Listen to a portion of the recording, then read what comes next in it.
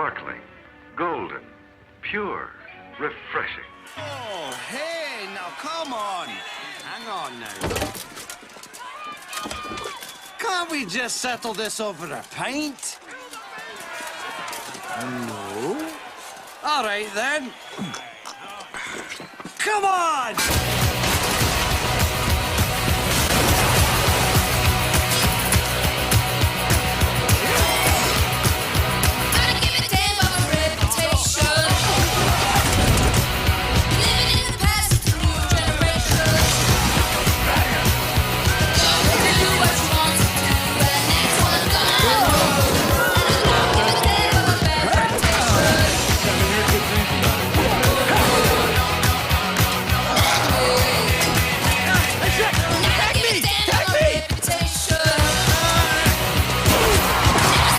Chilled now, and Ingrid serves it in the traditional manner, from a pitcher with a garland of greenery. Mmm. These guys find the kind of relaxation and release they need in a cold glass of beer.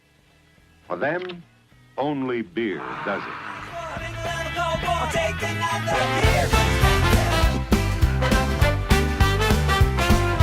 Grandpa's telling tales of yore. Bruce Q talks about comics more. Norm's got jokes that we adore. Hawk's our mascot, hear it roar. 3BeerMen drinking in the streams, laughing like there's no tomorrow. Hawk's loud squirrel praising the bars, filled with joy, never sorrow. Grandpa's got his old school tricks, Bruce Q's latest adventure and more. Norm with laughs that'll mix, Hawk circles watch him soar. Beer cans clinking, stories unfold. Nights like these are pure gold. These memories bold, never sold. In Twilight's slow time behold. Everyone needs a night like this, full of stories can't be missed. Simple joys, pure bliss. In each sip, there's a twist.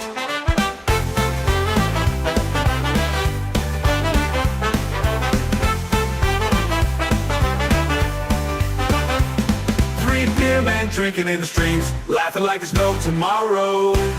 Hawks, loud spark raising the bars, filled with joy, never sorrow. 3BeerMen drinking in the streams, laughing like there's no tomorrow. Hawks, loud spark raising the bars, filled with joy, never sorrow. Grandpa's got his old school tricks, Bruce Q's latest adventure and more. Norm with laughs that'll mix, Hawk circles watch him soar. Beer cans clinking, stories unfold. Nights like these are pure gold. These memories bold, never sold. In Twilight's glow time behold. Everyone needs a night like this, full of stories can't be missed. Simple joys, pure bliss. In each sip, there's a twist. In each sip, there's a twist.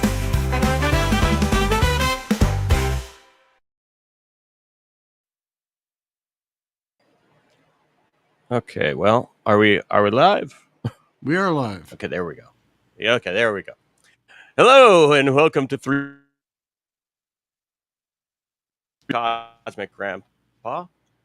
Hawk had a little communication issue, and now, Bruce is still eating dinner. So now Norm is having connectivity as well. Norm, you're lagging very, very slowly. Coming back? Your audio, Norm, is lagging pretty badly. Oh. Let me try to... Good. Yeah, is it better when I turn off the camera? Right now it is, yeah. Yeah, at least we can hear you.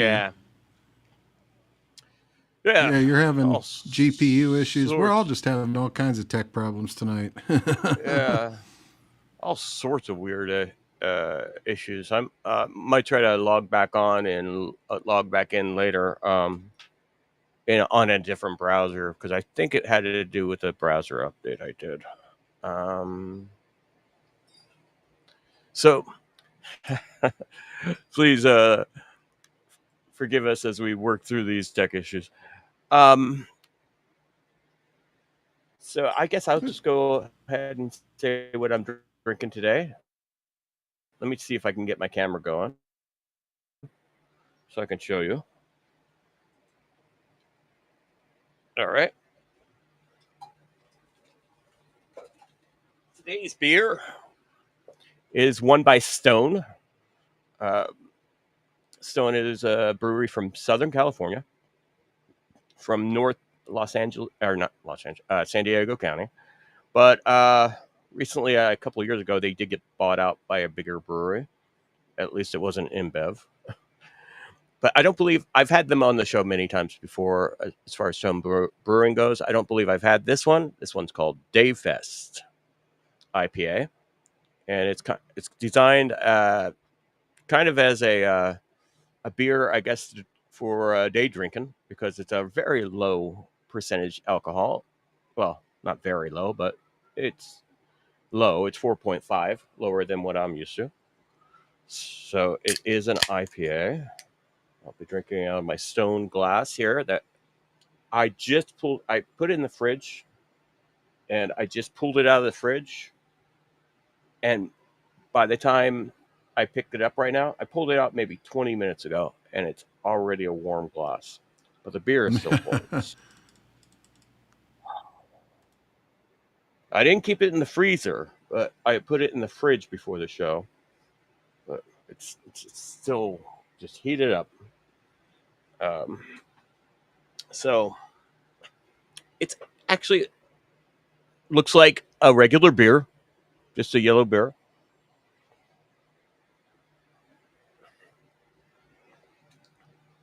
It does taste like a light IPA, like a light beer, um, but an IPA.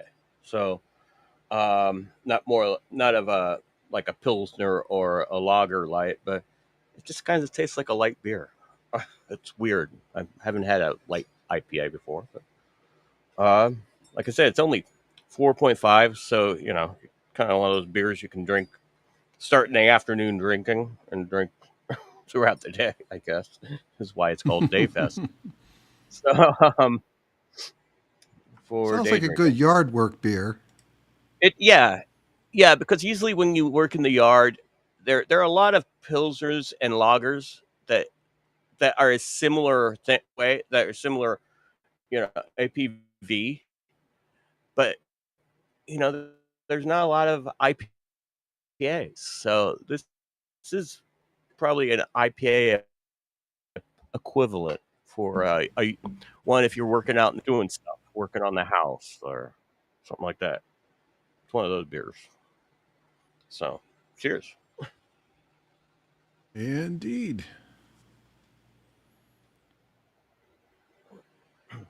All right. Well, tonight I am having not a beer, actually.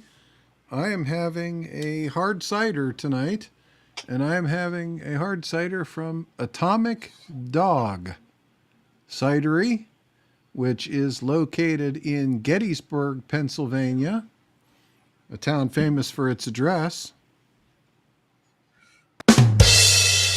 Uh-huh.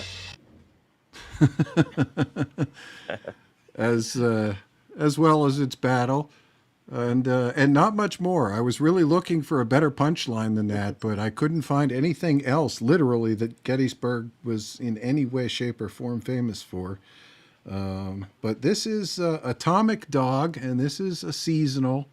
This one is called Honeycrisp, and it's a sweet cider as opposed to a dry. I tend to be more of a fan of the sweet, as you guys know from my taste in wines and bubbly beers. And I did a lot of research to try and figure out what glass I should drink this out of, because this is an extremely light cider, and everything. I mean, like every single glass came up for correct glass to drink cider out of. I mean, literally white wine glass, red wine glass, stemmed tulip glass, yada, yada. But I finally found one that said that for showing off the bubbles, that a fluted glass is good. And the best choice of fluted glass that I have here is the glass that I got from Willie Fix-It as a gift many years ago. This is actually a fluted Pilsner, footed Pilsner is what this is called. because it has a foot on the bottom of it. And as you can see, the apple crisp is very, very, very clear. That's not an illusion to the camera. It's very, very light and effervescent. So it is a sparkling cider at 5.0 ABV. So I'm just a little tiny bit ahead of you tonight, Norm. It looks refreshing, though. It does. And if it has I'm looking forward to it. Sweet kick at the finish, I think it would be much more refreshing than what I'm drinking.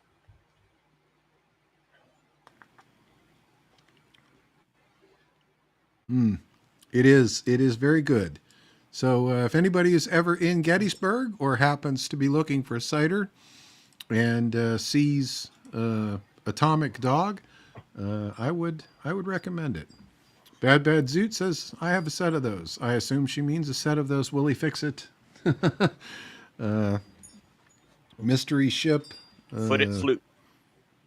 Yeah. Footed Pilsners.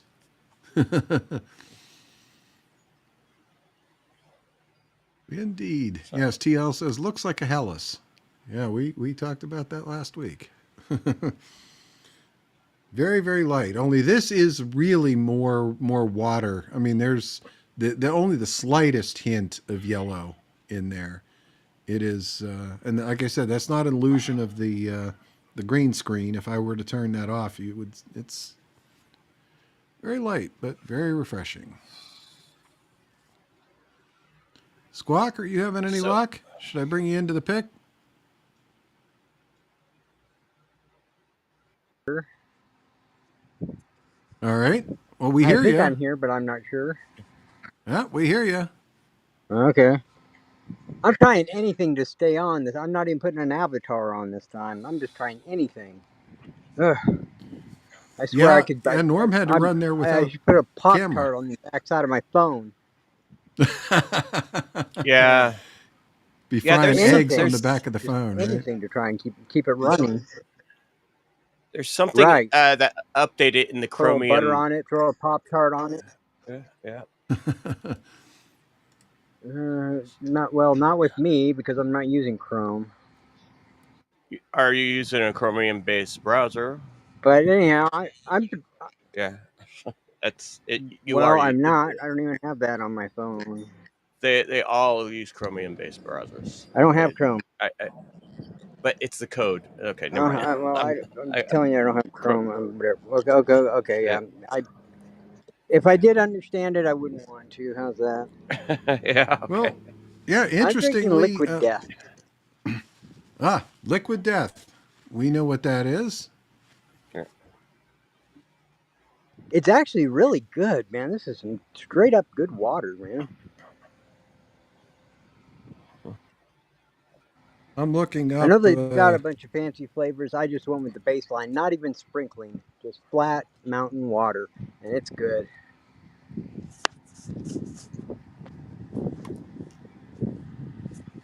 I'm just out of Los Angeles, it looks like. Oh, really? Yeah, it says Liquid Death is Supply and Demand Company, Inc., headquartered in Los Angeles, California. Their headline is Murder Your Thirst. I'm going to have to take a look for it. Well, it's working. Yeah. I usually drink Smart Water, but today I'm drinking First Street, which is a Smart and Final brand. So just as my backup. Well, I'm telling you, I just started this, right? I heard somebody advertise for it, and I was like, what the heck? I'll give it a shot. This is very good water. I haven't tried any of the fancy stuff, just straight water, and I'm liking it. It's expensive though.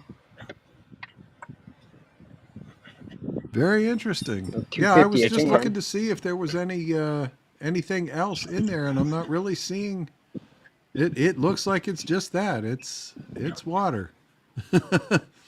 I was going to try to look it up, but I'm not gonna try to do anything else on my Yeah, on right. my Don't computer try to right do now. anything else It's on your like, computer, Norm. It's yeah.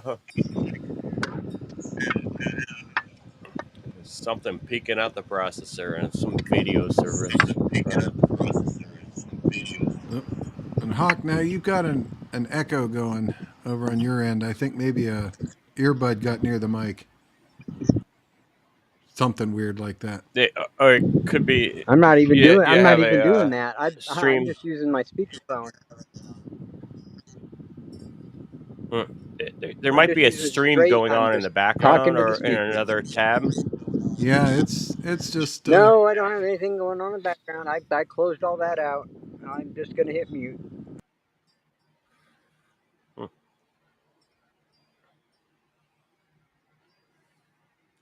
all kinds of technical issues. Well, before we go on Mm-hmm. and talk more about, which is ironic that we're having all kinds of technical issues on the night that the topic is the iPhone, which really is kind of the Yeah. gateway drug to the internet in general, which I figured Norm and I could just kind of riff on until Bruce got here, Huh? because Norm and I both have a little bit of experience with both Apples and the internet. But first, I'm not I seeing anyone over I in almost swore any of the an other chats. Go ahead, Norm.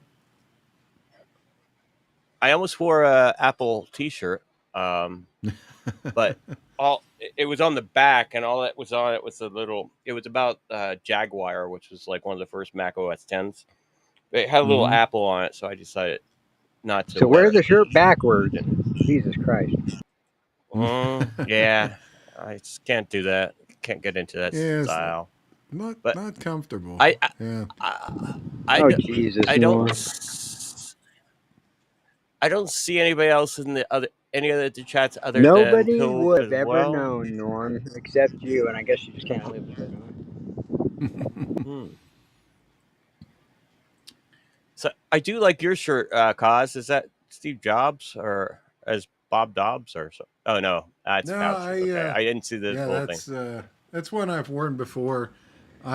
Yeah. I would have worn my Atari shirt if I was going to wear any, because I do have I have an Apple One shirt, believe it or not, with the Newton logo on it, the logo that predates the Apple. Uh, That was like a Picasso. Picasso did that, didn't he? it was a hand drawing of Newton under an apple tree, actually, and that was But I thought their first. was that yeah the of the little guy. But was that Picasso that drew that? Who drew that? Who was the artist?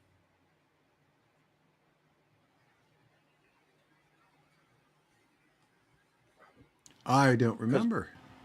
Why do I when doubt when you, Picasso? Picasso died in the late '80s. He was not. Yeah, I remember I was in high school when he died. I So just said I he doubted. I didn't say he wasn't alive. I didn't say it couldn't be he him. I did just said I do doubted. he did Okay, logos for Apple. Ronald Wayne. The original Okay, Apple logo, created in 1976, was a detailed illustration by Ronald Wayne depicting Isaac Newton sitting under an apple tree. It included a quote from Wordsworth and a company name, Apple Computer Inc. And it was replaced within a year by the apple with the bite out of it with the rainbow colors, which was its logo for many, many years. and then the Macintosh logo is the one I'm thinking of with Let me see if I maybe can find with a a. Picasso, There's the Picasso drawing. there's the original logo right there. Newton sitting under the tree with Apple Computer That Company. looks more like MC Escher. Oh yeah, Yeah, I do remember that one. yeah.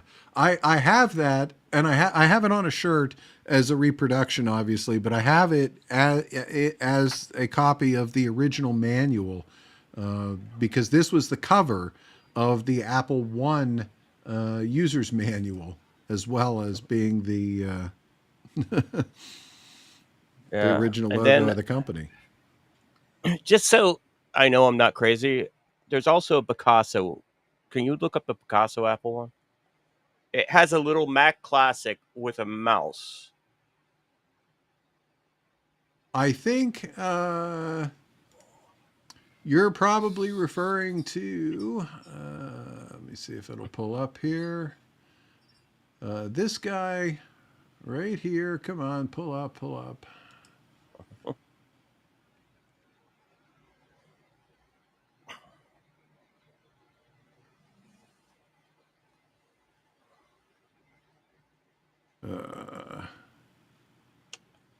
I could sort of see it down there.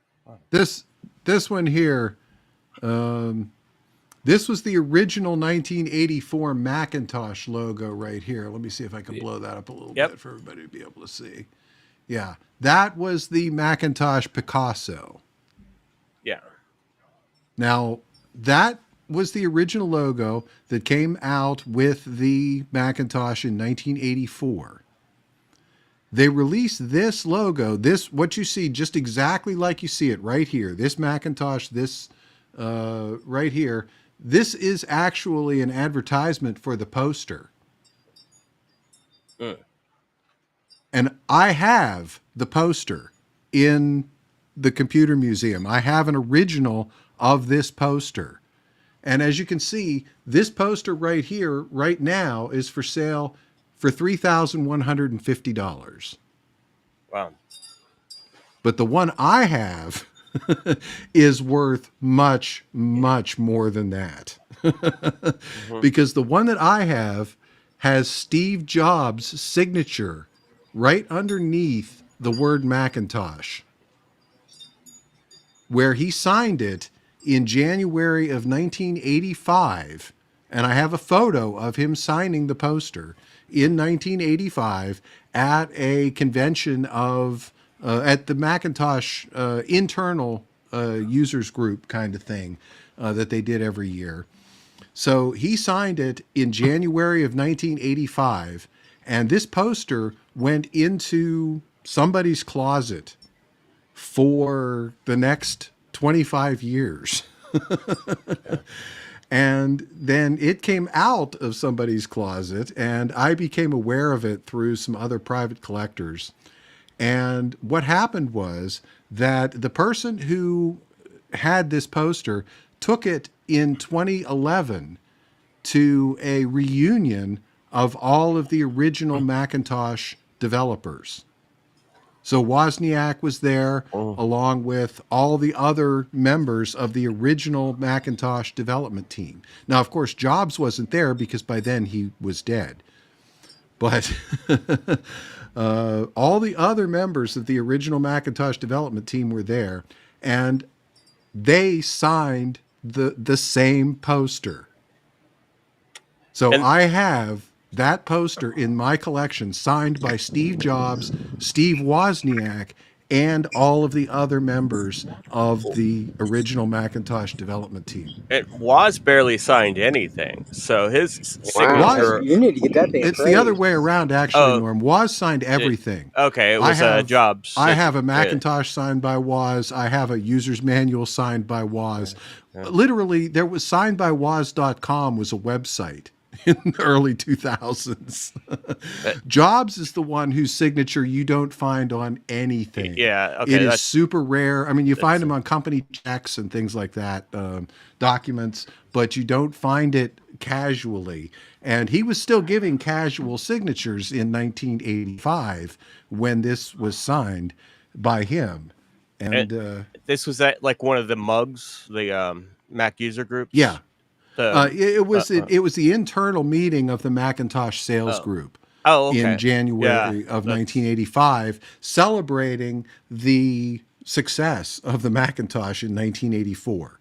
So these were the posters they were handing out. Jobs was handing out signed posters. And like I said, one of them made its way into storage for about 25 years and then came back out, got signed by all the other members of the Macintosh development team, and ended up in my hands. So that's an interesting story, Norm. Yeah, I think you've told it once before, and that is a interesting story. So wow, Yeah, I do. And speaking of 25 years, it's weird to think that the Apple Store opened. I think the first one opened about 25 years ago. So it's hard for me to believe it was that long. Well, it because it seemed like it wasn't that long ago. I went to the opening of the uh, first store. I actually have a T-shirt from that too. And the first store was actually in, I think, Virginia, but they had a pre-opening. But the first public opening was in Glendale, California, right by me. So I went to that. Well, now that's how you can tell when you're truly getting old. When the days take forever, but the years fly by. Yeah, they and and the Apple Store opened up pre the iPhone wasn't around back then. Well, that would have been way before the iPhone Yeah, 25 years ago, because that's what we're yeah, celebrating today, actually, is the 18th birthday yeah. of the iPhone, which was released this day, June 29th, 2007. It was announced in January of 2007 at the big Mac CE, or whatever they call the users group thing. Maybe it was a mug. I forget what it was, but it was the Big Mac thing in January of 2007. Jobs announced it and showed a picture of it. And it was this day in 2007 that the first one was sold and hit the market. It was only available if you had AT&T Mobile. Yeah. That was Yes. Yeah. On day one, I you could remember only that. buy it with a AT&T mobile plan. Let me see what all I had here. It wasn't until the 2 that you could get, like, I think they had added Verizon on the 2, but then you either had to have, and then the rest of them didn't come along until at least the 3 or 4. Because I remember a lot of people complaining that they had to go use AT&T, and that's the reason why I never had a one, was because of AT&T. I hated AT&T back then. Yeah. Yeah. Right. Well, a lot of people did, I hate but AT&T yeah, now. Yeah. a lot of people still do. Yeah. I think AT&T owned AOL back then. So Thought it was owned by Turner Broadcasting, but or Warner Brothers or AOL some Time Time Warner. Warner. Yeah. But Well, back in the day, I mean, they were an all-American company. Then they became a monopoly, and then ever since then, they've never got off their high horse. And I'm very disappointed with their no, service and a they lot of things did. They about their broke company. they broke them up. How's They that? became a monopoly. They broke them up into the Bell systems, the Ma Bell. Well, Well, no shit. that Yeah, that was before that was long before yeah, cell phones. yeah. But no, AT That's and why T they're getting built. rid of all the copper lines, I'm They're just Yeah, getting saying rid of they all the never copper got off lines. their high horse of being a monopoly. and building the internet, and because they built the They just never infrastructure got off their originally. high horse of it. Yeah, I know. I agree with Yep. you. They They, built part of it. They built part of it. I mean, back when it was yeah. actually telegraph. Okay, they did not build. Verizon owns the most cell towers. They Gee, built most of those. Well, the So wireless they is didn't stay up with actually, technology. Was their problem. the wireless. yeah, I'm not talking about wireless though. the whole But thing about wireless is wireless was the escape. yeah, Wireless was yeah. Verizon's escape from the legacy that was left from the AT&T Bell breakup, because they had all the union electricians and the union phone guys and all of that legacy union labor that essentially was grandfathered in, guaranteed jobs at high wages and all that stuff. And what they managed to do when they started installing wireless is they managed to do that under an entirely different division that wasn't burdened by any of those things. So now all of a sudden they could use call centers in India, and they could, hire low cost, hundreds of Oh, low thank cost God they people for the started doing cost of one that. engineer. And We're all incredibly it, convenienced by somebody you can't understand. it wasn't only wireless; it was also fiber optic, which is actually I think GE put in a lot of That's fiber. considered That wireless. was a Yeah. but fiber optic also changed it as well And as it was fiber. literally only within the last year or two that Yeah, I've Verizon been finally installing got fiber optic permission for years. That, to cut all the copper. yeah. They're finally allowed to start deinstalling copper now and not offering copper anywhere anymore. But And also all Oh yeah, I mean they're taking out a bunch of the old POS pedestals the everywhere. the I coax mean, because nobody uses up companies. dial-up internet anymore either. Uh, have you ever tried to look for a payphone? They're harder and harder to find a payphone. Yeah, yeah, I've actually seen one recently, I haven't seen one which for a is long really weird. time. I think most of them around here are in the old British. Well, They're just like kind of a novelty thing, and they're in a British style callback, like a Doctor Who. I know where well, two if are. anybody knows where an actual old phone booth is, let me know so I can go steal it. I always wanted to get one of those too. Yeah. The the what? I Uh, didn't. an You know, there's original probably phone there's booth. probably places out there in the middle of the country, and some guy's got a junkyard full of them. Oh yeah. Thinking, I wish somebody would come buy these, but because he doesn't advertise on the internet, nobody knows he's got them. what are you looking for? Because A there are phone booth. a phone booth. Oh yeah, there are prop shops here that have parking lots full of old phone booths and old light posts, and they can actually redecorate a street to look like the 1980s, 70s, or 60s. Yeah, but they want California prices for it. Well, I want to pay yeah, Midwest prices. yeah, but there are parking lots, and they're I think they're refabricated. I don't think they're like vintage. I just think they're probably fiberglass refabricated ones. But Yeah, that's what I was it, thinking. They probably are. They're yeah, probably movie props. They're they are movie props. That's essentially what they are. But I've driven past gated parking lots with a bunch of old street lights, a bunch of old phone booths, and yeah. So I've seen them there, but they're just props.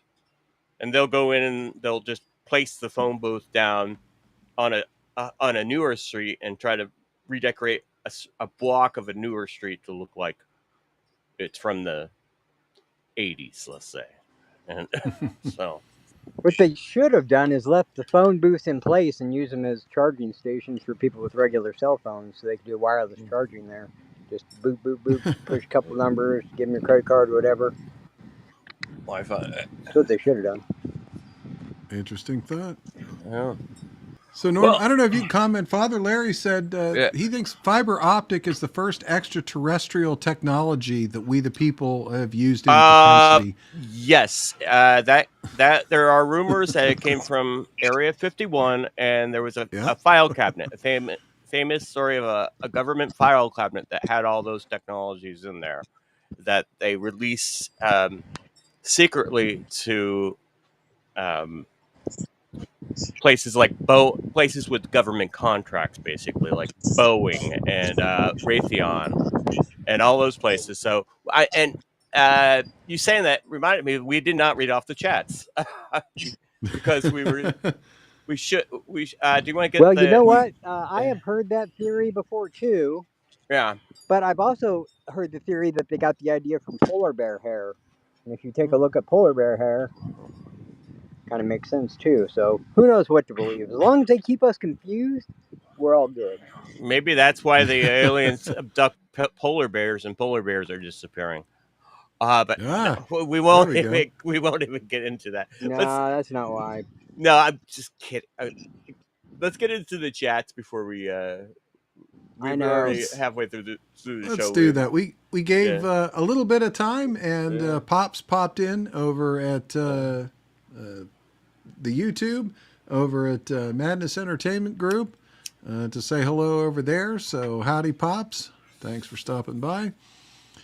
And over on the D Live, first in tonight was Val Kimber. And I can't scroll back that far, but if I remember correctly, I believe Val is doing Yacht Rock tonight after Zoso Dude, culminating with, I believe, another new release on YouTube.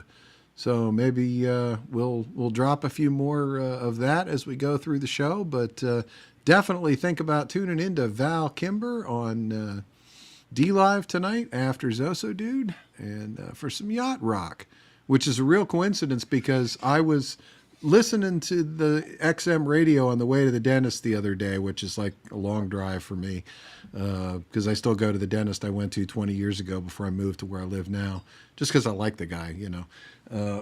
So I drive a long way to go to my dentist. And so I was sitting in the car listening to the XM, and the 70s stuff was all garbage. The 80s stuff was garbage, 90. So I just start flipping up through the dial, next channel, garbage, garbage, garbage. Finally, I get to a channel that's playing a decent song, and I stop and I look, and sure enough, it's Yacht Rock. It's the Yacht Rock channel on Sirius XM.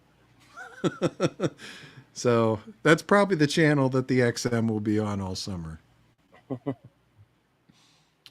Let's see. So we also have John Rogers, Bad Zoot, always good to see you. TL Spud, Jayla17, Willie Fix It, drinking out of your glass tonight, Willie. Syllabore, Artist 61, Peggy Dancer, and a new face, Gooby Snoobert. So welcome to the chat, Gooby Snoobert. Yes, and Val says 12:10 tonight. So 12:10 after his show, which is after Zosa Dude. That's 9:10 Pacific. I would assume yes. And speaking of Artist 61, who we just mentioned was over in D Live, she also gifted us a cookie. Was the first cookie over in the pill chat. And then, of course, Judy the Lady Pug came in with 1, 2, 3 cookies after that. And Matrix Codebreaker, good to see you. Donated us 420 gold pills. So it says, what do you say? Said, no beer, he said but no beer. Go ahead, Norm. You go ahead, because you could probably read it better. He said no beer, no alcohol, but I got that greenery. Light it up. Cheers. So, thus the 420 gold pills. And then we got another cookie from Judy the Lady Pug. So all the beer men and the beer bird have cookies tonight, which we appreciate. And then after that, we got Tinka. Haven't seen you in a while, Tinka. Good to see you. And CVB 15601. Good to see you. And let's go back. Go down. Sigurd, our friend Sigurd the Dragon Slayer is in the chat. How are you?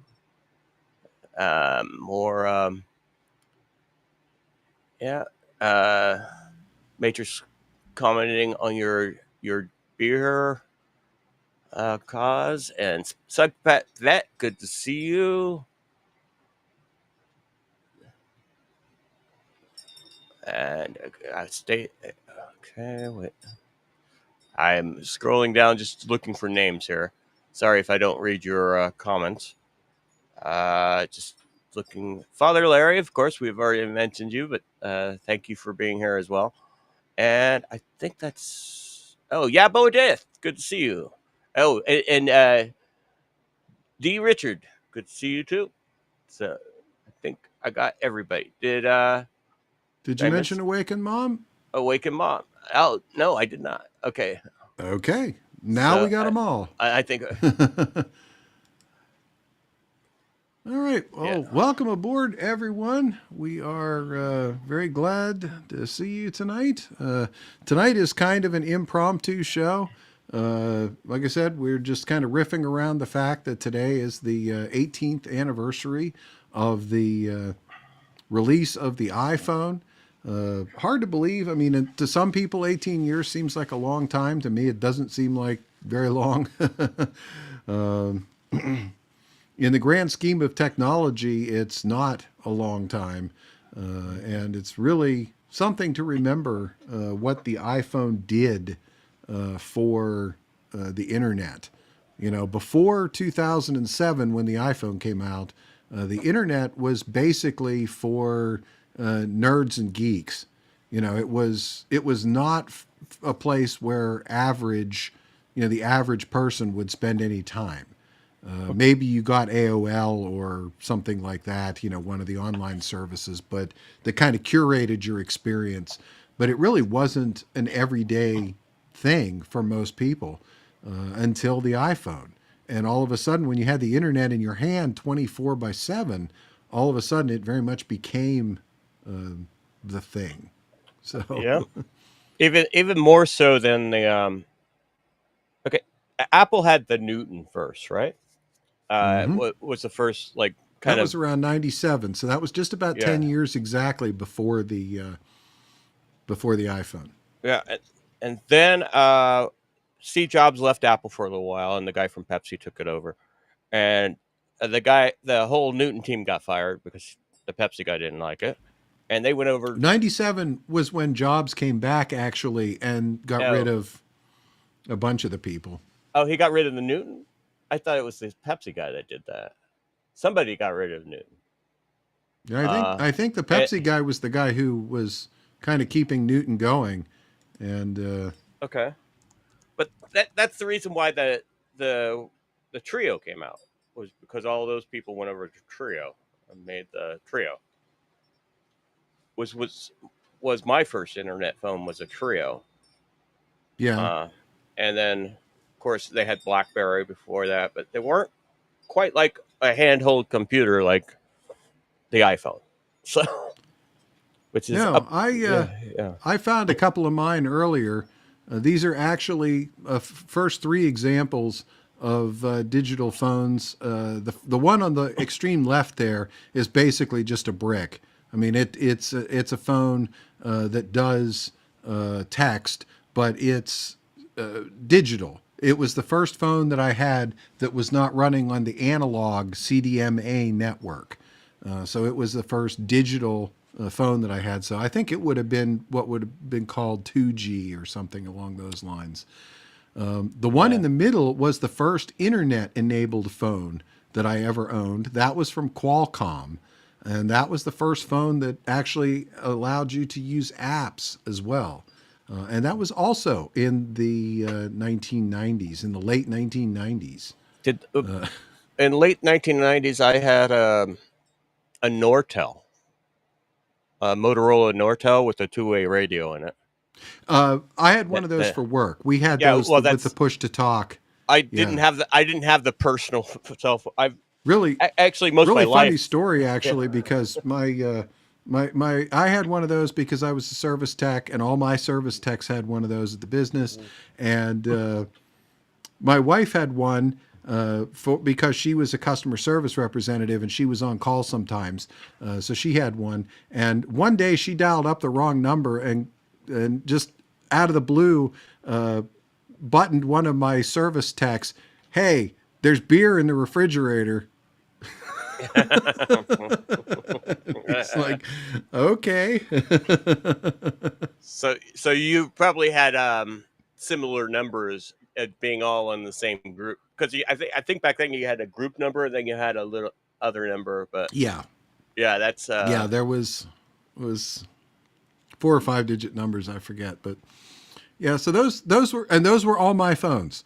I can still fire those phones up and they will still show you the number. Believe it or not, that's still my current cell phone number. I've had my cell phone number for almost 30 years now. I've had mine since the early 2000s, so very very. I Yeah. think 2001 2002 is when I got my cell phone number. I have the same one, Yeah. so yeah, that's. But that became my main number because I don't have a house number anymore, so I don't have a landline. So Yeah. I still do just for because I still have a fax machine that I still yeah, use once or twice a year to send stuff to the accountant that I want to do securely. So somehow I, a fax is still more secure than sending things over the internet. well, I use the eFax system if I needed to use it, and it's basically sending it to an email that will send it to a fax machine. So, Right. so Nope. it's I still, a just. couple times a year, I still literally machine to machine. My machine in the basement to the machine at the accountant's office. So, but the iPhone is the 18th anniversary, but the first 2 years, I think, they didn't come up with a new version. There was an iPhone 1, iPhone 2, because right now they're only up to the iPhone 16, which is yeah, they changed that around the look, but the 16 is the latest one. So they went like 2 years without upgrading a model. So I just got this one not too long ago. So I didn't get the Pro or the fancy one, but they're only up to 16. So, but of course I usually upgrade mine only every Well, 3 years now. So. 16 and 18 years, that Yeah, really fits yeah, that yeah, fits their goal of, roughly once a year. Um, and they've stuck pretty closely to that. Now, the yeah. difference between that, I would say the biggest difference between that and Android is that as each of those new releases come out, you go back 2 or 3 releases and all of a sudden they're obsolete. They don't work right anymore. They overheat, their batteries quit. Yep. They're basically sabotaged once you Built get more than about 3 releases out. built-in obsolescence, and Yeah, that's that is due to more of the OS and a couple of my old iPads. They won't take. I stopped getting iPads, but I have 3 or 4 yeah. iPad. Actually, two or three iPads, and I got a couple of Android tablets too. Well, they're just Amazon tablets because all I used them for was watching movies.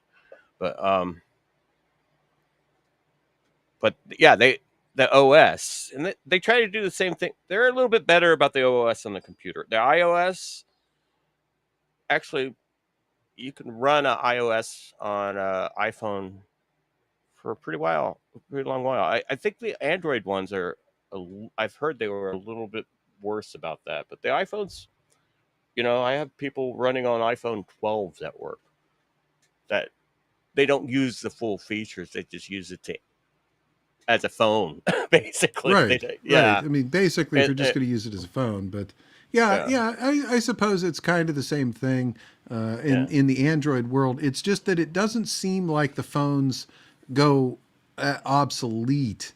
They don't stop working. They'll continue to run the apps that they used to run. They just won't run certain new apps that require a newer version of Android. They won't upgrade the OS, basically. Which reminds me, Norm, I actually had someone ask me just the other day. It was Dustin from Geekmen and the Thunder Nerds that asked me a Mac question that I couldn't answer because I don't know anything about modern Macs. And it was just I exactly that question right I there. I could It was, answer. I have a MacBook and Hmm. I need a certain version of Mac OS to run the software that I'm running, but I don't. But it won't let me install that. Is Correct. that a thing? Is that a That is the thing.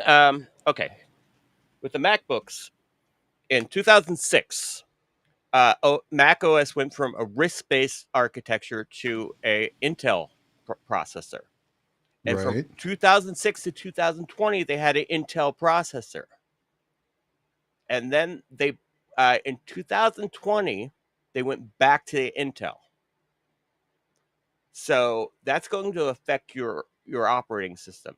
And Well, so if you tell they're me all proprietary ARM now, aren't they? yeah, They're all that's Apple. Yeah, yeah, that is their well. new silicon.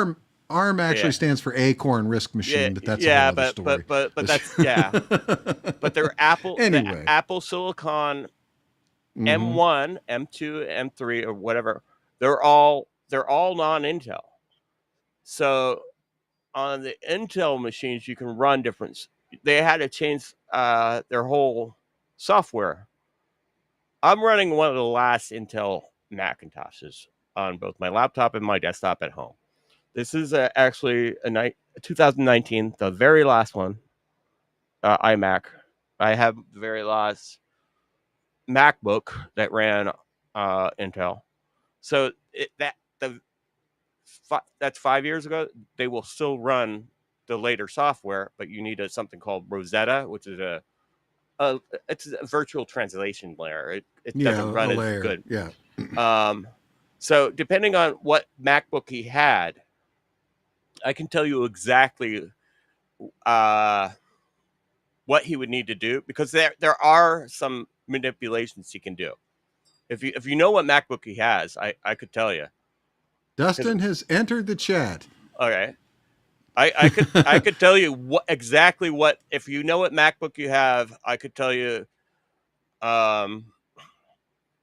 if he probably has an Intel MacBook, and it's probably at least 5 to 8 years old. If it's any older than 8, there is a way you can load that software. It's just a little difficult. I don't know if I want. You have to get a little dangerous. You have to get a little tricky. I've done it. I've done it on a 2015 and a 2014 Mac. But yeah, it gets a little dangerous. You can do it. So It says late 2015, Intel 2015. yeah, those 2015s were really buggy with the batteries. I'm surprised you're still. I have one inside. The battery's completely shot. Yeah, the late 2015s are a little better. They had the Retina display, really great display on those. You would have to, and the latest that would run on that is a Mac OS Mojave.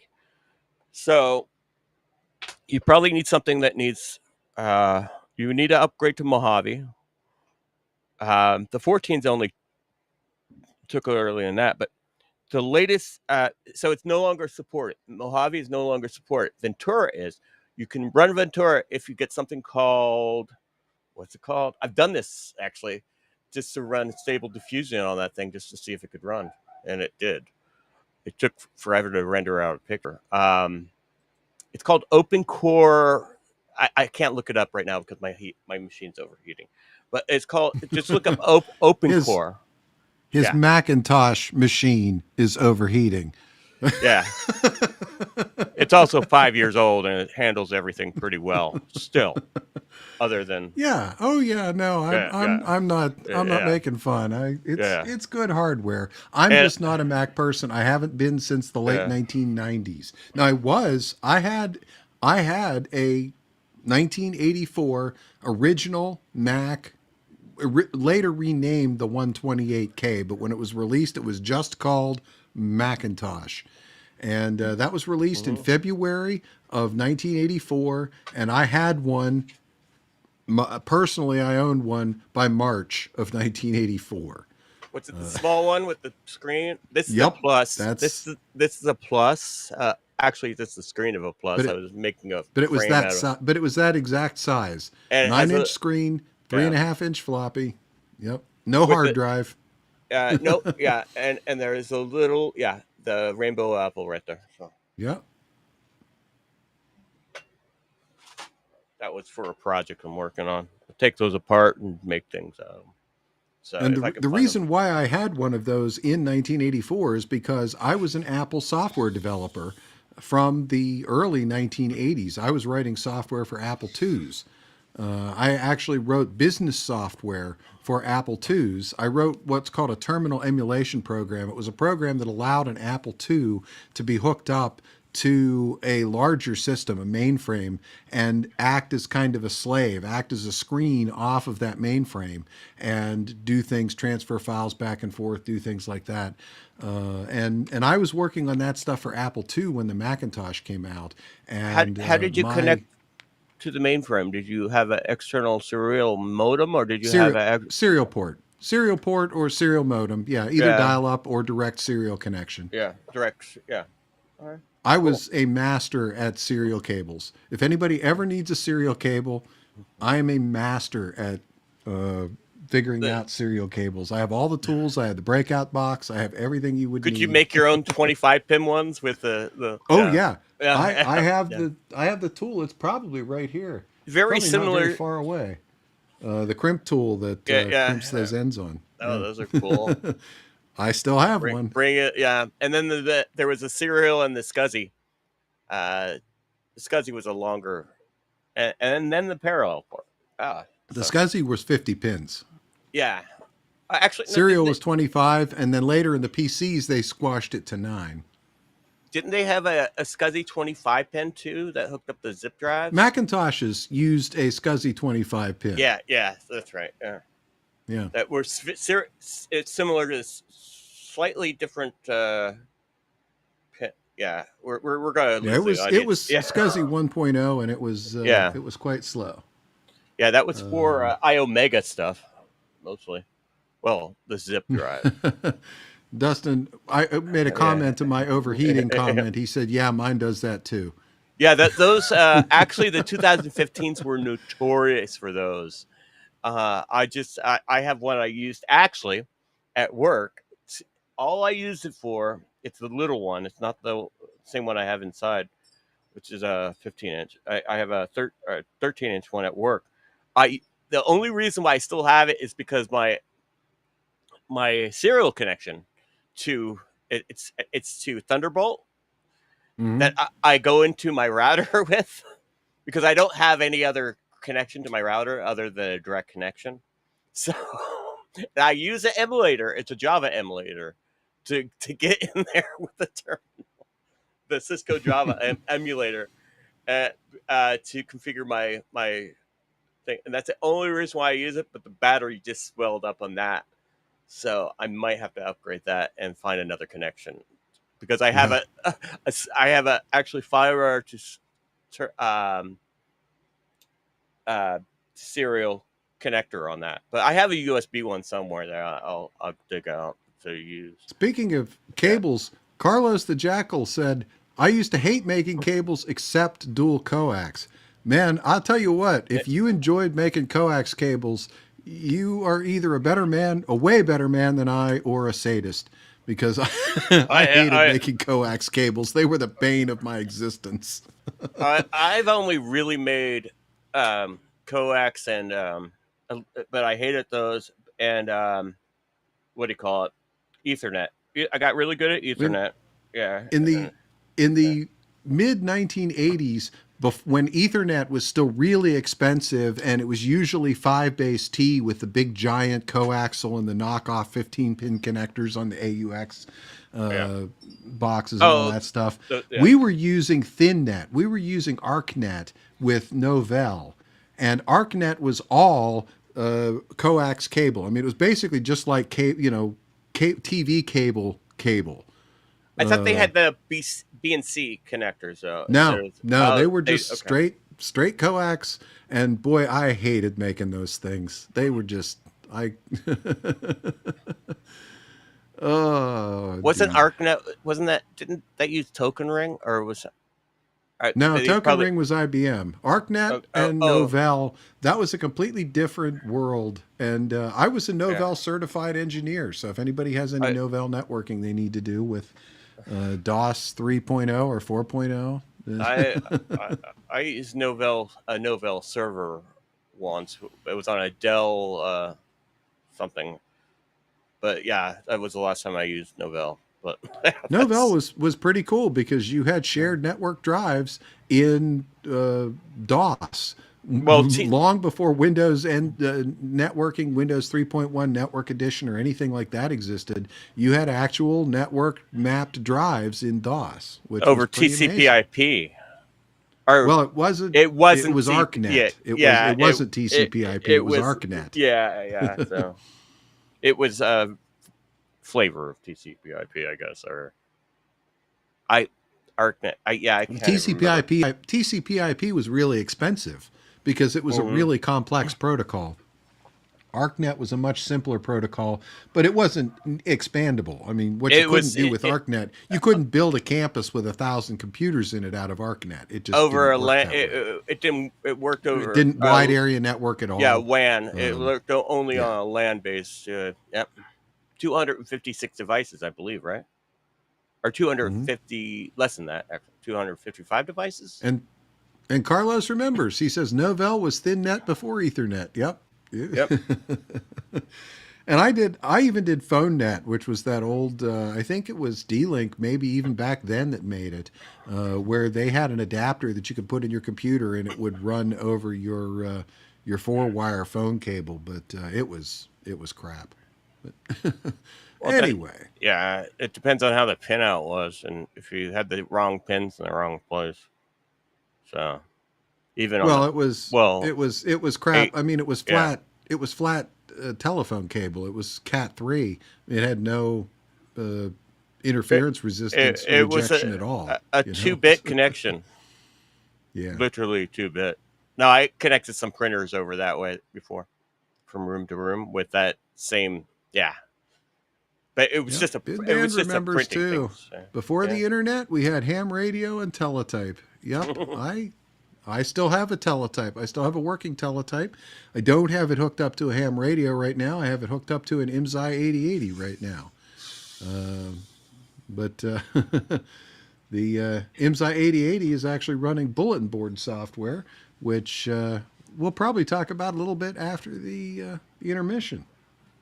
Are you using Perl for the back end on that? Is that a flat bait, like a Oh no, the IMSI 8080 is an 8-bit machine. I mean, it's literally so running. the bulletin board is a uses flat files for the data. How's it keeping the what's the back end on? Because okay, It's there's it's got floppy disks. It's got 8-inch floppy disks. The file system is CPM. but you save if you have a bulletin board, you save all the posts, right? Yeah, So yeah, and that gets done in the back end on floppy disk. So yeah. but those are all flat files. Then they're not. Oh yeah, There's yeah. no There's nothing tables. fancy. There's no There's database or anything like yeah, that. No, it's just all. It's literally just files. basically a bunch of Excel spreadsheets. That are like, well, that's crazy. Yeah. It's TL I'm made thousands of Cat 5 patch cables too. So, indeed. And yeah, Bin Band has been there since the beginning as well. So yeah, that's really kind of what we're just riffing around tonight is the fact that I've been around. As a matter of fact, let me see if I got a picture of it here. This was my first internet connected machine, so to speak. Okay, it's not coming up. Let me see if it'll come up. That is a Zenith Turbo Sport laptop. That machine was around $3,000 in 1990. And it had a built-in 2400 baud modem, which was very fast at the time. 300 baud was pretty typical in the mid-'80s. So 2400 baud was a high-speed modem at the time. And I got it and I connected it to the internet, but there wasn't really a lot to do on the internet in 1990. So what I ended up doing was signing up to AOL, the America Online, which was an online service that wasn't connected to the internet Did that at the time. have a color screen, or was it like a green? No, that was green. monochrome. That was a really nice white. Oh, Actually, it this was was a white on blue, and it was a really really nice screen. I still have that machine. I need to fix the power supply in order to be able to fire it up, but I'm pretty sure the machine will still run. The power supply is burnt right now. It blew a cap and released the magic smoke. Yeah. Did they pick a pope? The holy smoke. Yeah. Yeah. So But yeah, and that machine right there had a 386 processor in it, which also was state of the art for the time because most desktops at the time were 286. 386 was a workstation class processor at that time. And this had a 386 in it, and it actually did run on batteries. Now, it would only run for about 30 minutes on batteries. could you run Windows 3.1 on that? Because I don't know if it would run Windows 3.1 or it probably. I never ran anything but DOS on it. My parents had a 386 that I think ran through. Maybe it was a 486. It didn't have any kind of built-in mouse or anything like that. Oh, So okay, as you can so see in this picture right here, there's an external trackpad attached to it. But it wasn't designed for Windows. It was designed to be a DOS machine. And with the lead acid batteries that would keep it running for half an hour without being plugged into the wall, that machine there only weighed 26 pounds. wow.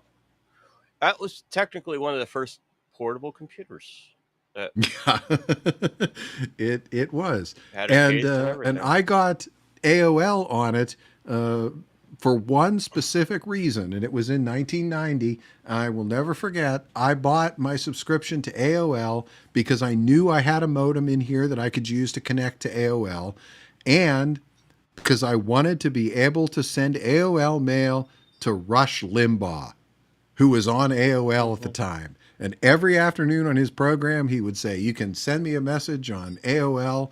And I did. I You messaged Rush Limbaugh many times via AOL mail. you couldn't, yeah, you couldn't use it for email. You can use it for AOL mail, but they didn't actually connect to email Yeah, until AOL what, wasn't connected to 95? the internet at till about till like you said 95 or Yeah. thereabouts when AOL finally bridged to the internet.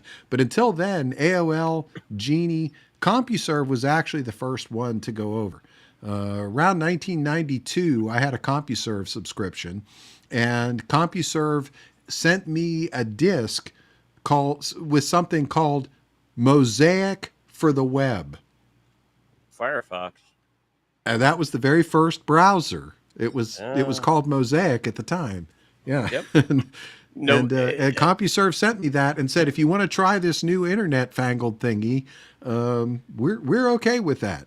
Where Prodigy and AOL, they were trying to keep you away from the internet. They're like, oh no, you don't want to go to the internet. That's like the they were Wild West. trying to be proprietary, but Yeah. Well, and they were doing such a good job of it that Time Warner bought AOL for billions of dollars. yep. So it was working at the time.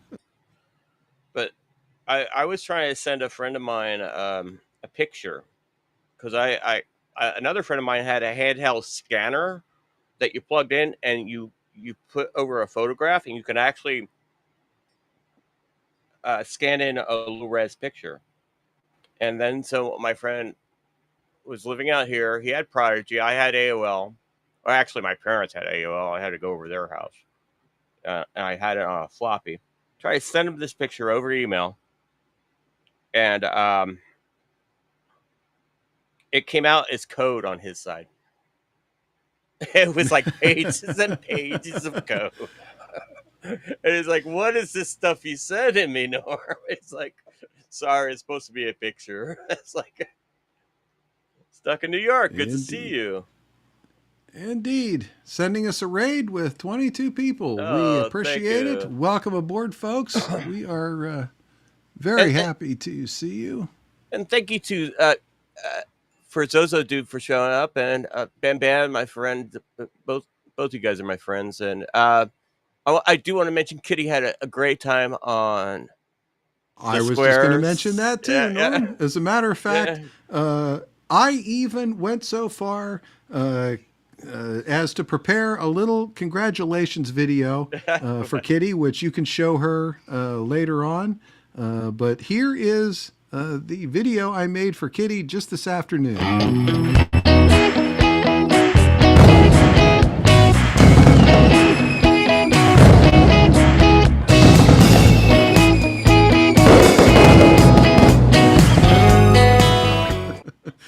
So Yeah. congratulations, Kitty. She won last night. She won big. She took home a bunch of gold pills. She beat the guy. So She finally okay, and I think that's interesting. That was the last show of the season, and she was on one of the very first shows of the season where she lost, and so that was actually a comeback thing where. And I think Gio, that was like his second time trying to come back too. So, but indeed. Well, they're I have to go ahead, admit, Tom. I am feeling a little bit melancholy because yeah, as you said, we that was the last show for the season. And let me pull up here a thank you to Drunk Pinata, who is also sending us a raid. So let me Let me show that up there with 158 people. Holy cow! So I, yeah, I, welcome aboard. I Matter of was, fact, since we have 158 new people on there, I'm going to run Kitty's congratulations again. yeah. So number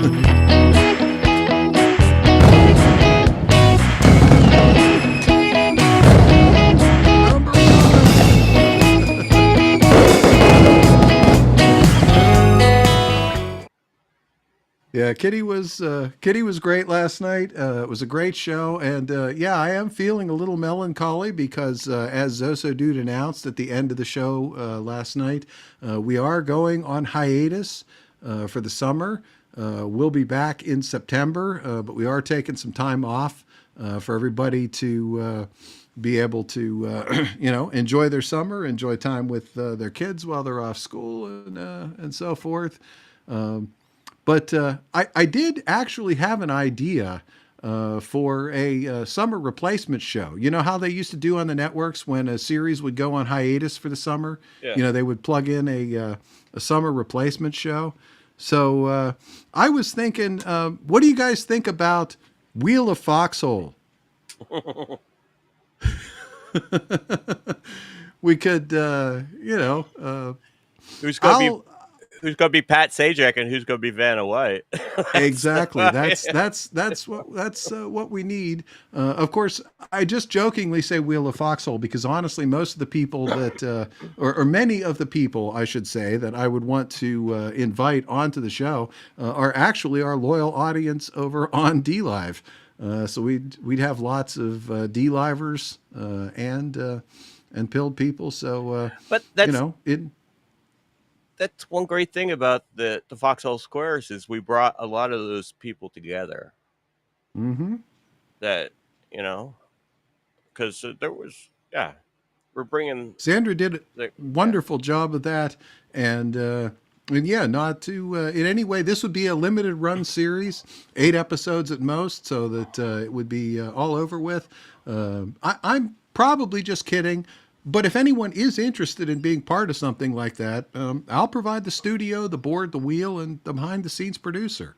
Like Norm said, we just need a host with some personality, which rules me out, even if I wasn't producing. And hey, depending on the night, you know. somebody I, pretty to turn the letters. Although I was actually thinking we could have a bird do that. hmm. That's always a possibility. Or Uh, our guests every week, but and uh, and a source of contestants. Exactly. That's the well, other thing we would let need. So let me talk to you about this after the show. yeah. I have some ideas. So, All right. Well, I'm just throwing it out there. If anybody else out there has any interest in participating, hit me up, DM me over on the Pilled, or you can actually email me at cosmacgrandpa@3beermen.tv. Should be pretty easy to remember. cosmacgrandpa@3beermen.tv. The number 3beermen.tv, just like the website. so yeah, no, that um, let's talk after the show. I have some Yeah. ideas. I do have some ideas. So it depends Yeah, on Geek. the scheduling. Yeah. Dustin says Ryan Pemison from the Madness holds a host show. That's true. We've got all those people over on the Madness too. Yeah. Well, who knows? I don't want to do anything to step on Sandra's toes by any means, so I will certainly ask Sandra before I do anything. But hey, a limited run summer series, just to fill in until Squares comes back. Well, Why not? in Hollywood, they do that with pilot season. That's called pilot season. During when all the other shows go on hiatus, they do all the test shows. The shows Oh, they're they not run all the pilots. well, Yeah. the pilots and some of them go nowhere. Some of them don't get picked up. Some of them do. But that's where a lot of the shows come from. I'm not sure about the game shows, but I know the sitcoms do that, and even some of the drama shows. So they have a summer release. So I think they still do that. Actually, it's been a while since I've been in Indeed. that world. But Yep. I I still see drunk pinatas chat coming in here. I was thinking about junk pinata just earlier today. There, I was driving back from the store after picking up my beer, and one of my neighbors out in their front yard, they had it like decorated like there was going to be a party or something, and then there was a pinata in the front yard. There was nobody there, but there was a pinata there. Just it looked like the same pinata he uses, which was actually first when I see a pinata, I think of it drunk. So. All right. Well, I think the D-Live crowd may already be working on our idea, Norm, because they've already nominated TL Spud to be our host. And TL has preliminarily said, sure. So let's talk after the show. Maybe this will turn into something after all. Zozo said there were lots of TV shows that got their starts as summer runs. Yeah. Yeah, Zozo's from that world. So, yeah, it's been a while since either one of us has been in that world. But that's, yeah. Indeed. And, of course, there's a lot of people watching over on Pilled right now, too. So definitely, we are, Wheel of Foxhole, guys. So definitely Yep. hit us up. You can, like I said, DM me on Pilled or email me at cosmacgrandpa@3beermen.tv. All right. Well, we are pretty far along. I did want to mention one real quick thing with, we didn't really do a This Week in Beer this week, but I did want to very quickly mention, since he is on our list, that Dick Van Dyke was in the news this morning. The New York Post ran a clickbait headline, Dick Van Dyke, 99 sparks health concerns after dropping out of comedy event last night. So he's 99 years old. The fact exactly. that he's still scheduling a comedy event and he survived a fire. Do you know? Yeah. Yeah. Just months ago, he survived a fire. And he even said, well, he was yeah. Okay, never mind. So go ahead. Yeah. So yeah, for the New York Post to blow that up, that was a little annoying, I suppose, but did you see it? Yeah. Yeah. We played his interview when he survived a fire. I was like, I gotta remember. I forget. I'm 99 years old. It's like, yeah. Yeah. I think good. Yeah, Pops said it pretty good. Waking up at 99 is a health concern. Indeed. All right. Well, we have actually gone 15 minutes over into the second half without running an intermission, and I am finally starting to feel that. So I'm thinking maybe we should go ahead and run a little bit of intermission here. I actually put together a couple of pieces, one of which I just found randomly. It popped up in my feed, and I thought, well, today is the last show of Pride Month, so it fits the theme.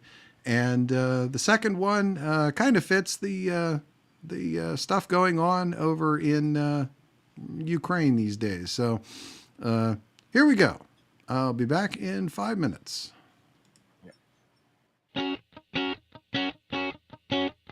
Once upon a time, before I was insane, I dated this Disney guy. Joe Jonas was his name, but he broke up with me. You're just way too creepy. Plus I found someone else, his name's Mickey. So I wrote a song about his stupid ass, then found this guy named John, but that was over fast. If you don't marry me, I will pull out your teeth. You're totally crazy. No. Yes. No. Yes. Maybe. He hit me with his guitar, and he said that we are through. Just you wait until I write a song about you. Then I met that Jake Gyllenhaal dick and was obsessed right away. You've sent me 1,000 messages and that's just from today. Oh, that's because I'm having your baby. What? But you don't even put out. Stop questioning me, JD, or I'll put you 6 feet underground. Whoa! Whoa! Psycho, psycho, psycho! Hey! Go! It's good material. Next him Kennedy, I think he was 15. I bought the house next door to watch you constantly, and also to make sure you never ever cheat. OMG, we are done, you are scary. Harry was my last, that One Direction freak. I taped him to my wall so he could never leave. Someone call the police, you're insane, we are through. You're just like all the rest, what did I do to you? So I used my stalker app to track down all of those pricks. The next song I write I'll use, their blood is my ink. Hey! Holy crap, that nut job just bursted in! Ah! What the hell is this? It's a support group for all the men. You wrote songs about you, bitch. What? I have not written about Harry yet. I am just planning ahead. Why are you even here anyway? To finish you all up with my pen. No! No! Devil, devil, devil. Ow! Ow! It's true, I'm the devil. Okay, that's enough. You were right, she's nuts. You are coming with us. Wait, what? Get off of me! I'm not crazy! Ah! It worked! This was all a trick, we knew you would come. So we hired this doctor. You're going to an insane asylum based on the behavior I observed. Ah! Ah! Let me go, you assholes! No! No! Welcome to your new home. So you're crazy too, huh? From the ashes of bourgeois idealism rises a new dawn of interstellar unity. Welcome aboard the Engels Prize D, flagship of the Socialist Federation of Planets. Its mission, to bring liberation to the stars, whether they ask for it or not. The ship is commanded by the ever-composed Captain Picardov, a man whose boldness is rivaled only by his ideological purity. Commander Data, a marvel of synthetic engineering, programmed with the combined logic of Federation science and the teachings of Karl Marx. When confronted with the contradiction between rational inquiry and state-mandated ideology, he experienced a fatal error and burst into flames. The crew mourned and immediately accused him of harboring counter-revolutionary software. But the ship's true authority is Supreme Commissar Spokovich. His cold Vulcan logic proved perfectly suited for party politics and the art of systematic betrayal. His greatest triumph came during the Great Purge of 2137, when he personally condemned his former captain. The man who once saved his life was sentenced to re-education on Rura Penthi. Worf, the honorable warrior from House Proletariat, finds solace in the Federation's violent enforcement of economic justice. He advises photon torpedo strikes at the first sign of market competition. Dr. Krusharova treats illness the same way she treats dissent, with permanent sedation. Her son, Comrade Wesley, now long missing, was last seen questioning the efficiency of warp core safety protocols. The state's official report declared that he ascended to a higher plane of socialism. Councillor Troyevich was assigned as part of the Federation's DEI initiative. Her primary function is to provide visual morale to the male officers. Her uniform was custom designed by Comrade Riker. Riker was praised for his contributions to the socialist cause, shortly before his imprisonment for hoarding forbidden instruments. No enemy was greater than Ferenginar, home of the galaxy's most unrepentant capitalists. Its markets were unregulated, its profits obscene. So the Federation rained down 45 megatons of economic justice upon them. The Grand Nagus lies buck-broken upon the floor of the throne room, as the fires of Marxist purification consume Ferenginar. The survivors now harvest potatoes on Sirius A. But even glorious victories have costs. Following the liberation of Ferenginar, the Engels Prize's warp core experienced a minor deviation. Chief Engineer Laforgev assured command that all readings were nominal. They were not. Officer Dyatlov, veteran of the Chernobyl station, confidently advised Captain Picardov, "Warp cores don't explode, Comrade Captain. It is physically impossible." Moments later, a containment breach triggered a catastrophic plasma release. The Engels Prize was lost.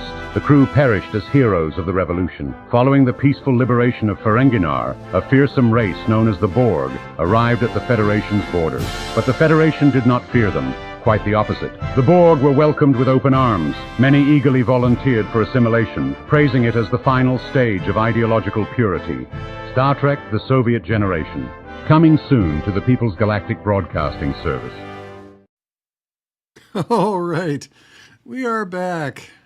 And, yeah, it was AI gone wild there.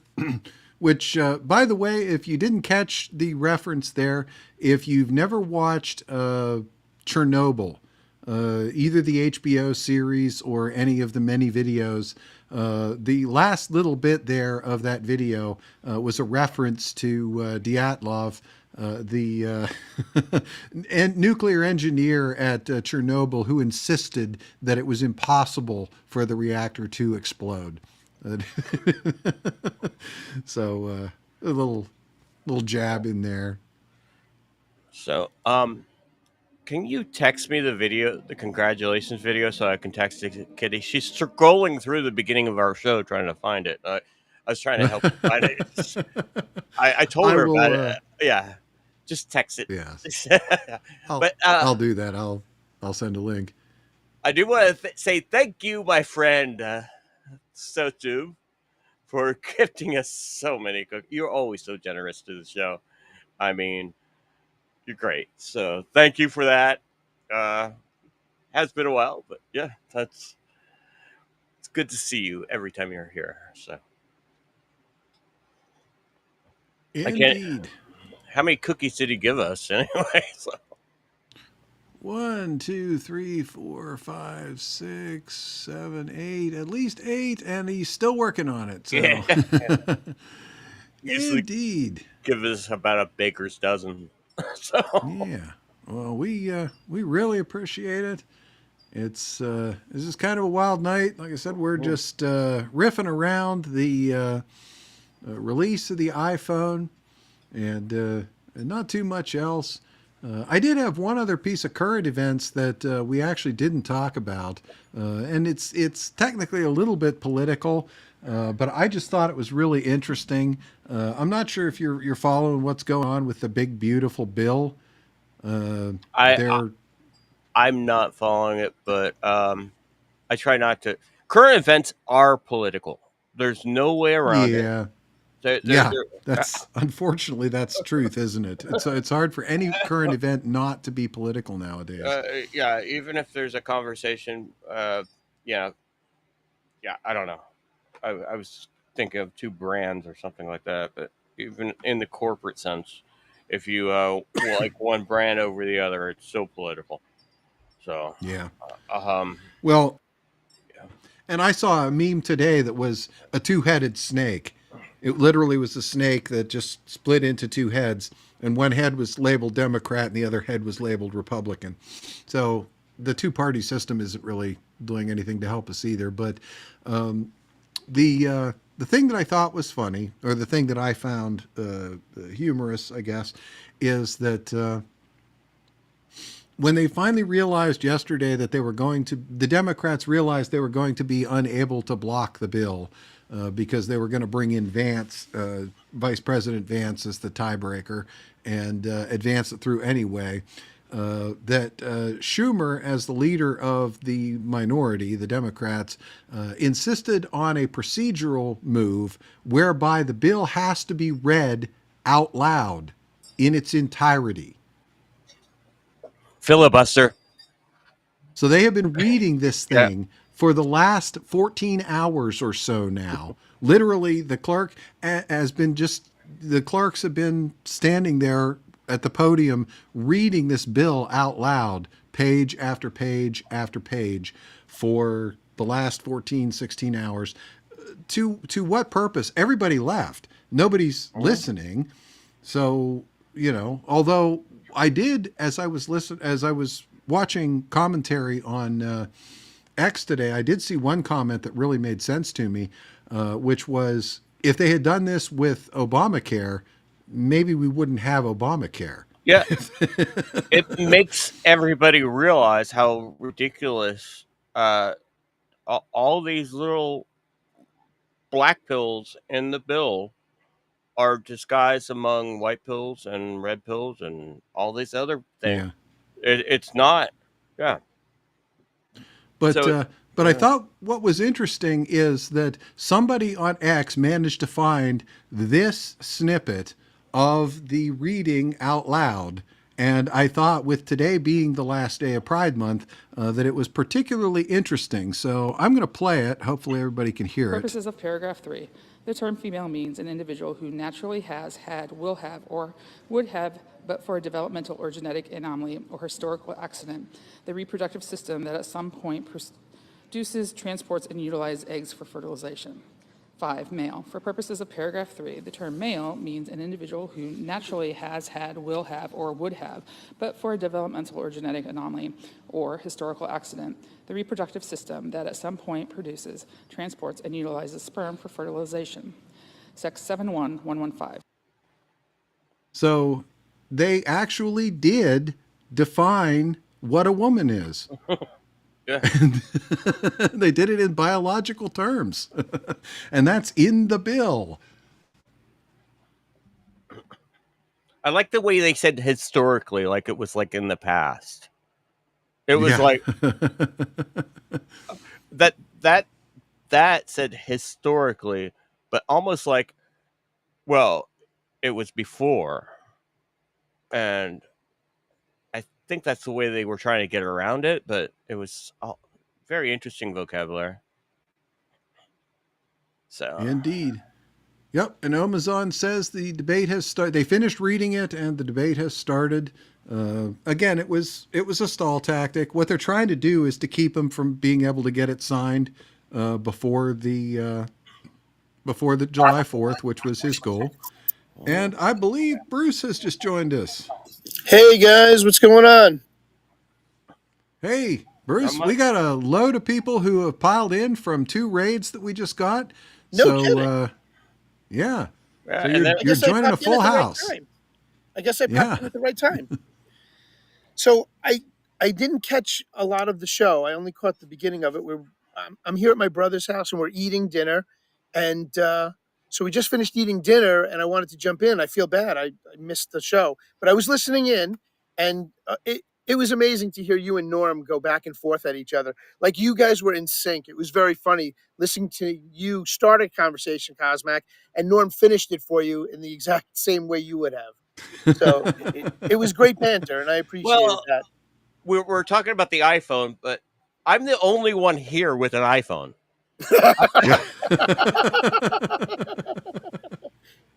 I've had one. Yes, I know. Yeah. Since almost the beginning, I've had it for not the first one, but when we talked about that, but I've had one since the iPhone 2. I've skipped a couple, but I do have the latest one.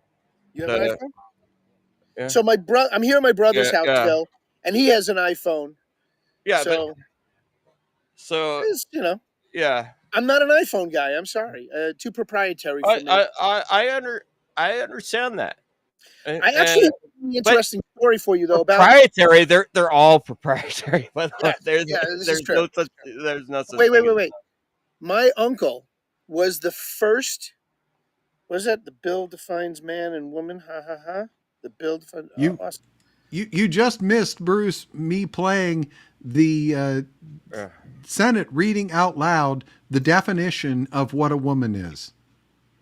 Oh, really? Came in right after that. Yeah.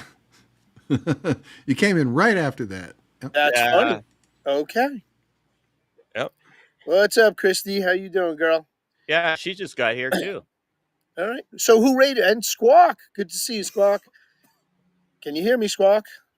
He's having some issues with his He's always having issues. other phone, the say non-iPhone. hello. So, Hello, say hello. I want to say Okay. it's possible that is an iPhone, actually. Stucky just gave us 114 So gold. here's my connection to. I have a very deep connection with Macintosh. So my uncle was the first Macintosh store in New York City. You guys would love to talk to him. He was the main store on 25th and Not 5th not an Apple store, but a Macintosh store. before Apple. Before Yeah. Apple. It was We talked about the opening of the Apple store, and so yeah, but it was his principles and in business that they took from him and created iStores because he was strictly just Macintosh. He wouldn't sell anything but Mac. yeah. What street? I 20 might have. 20th and 5th until it got flooded. There was a water main break and it flooded out his supplies and his stock. They took it as a loss and the insurance covered them What and year was that? they had to become consultants. I was 87.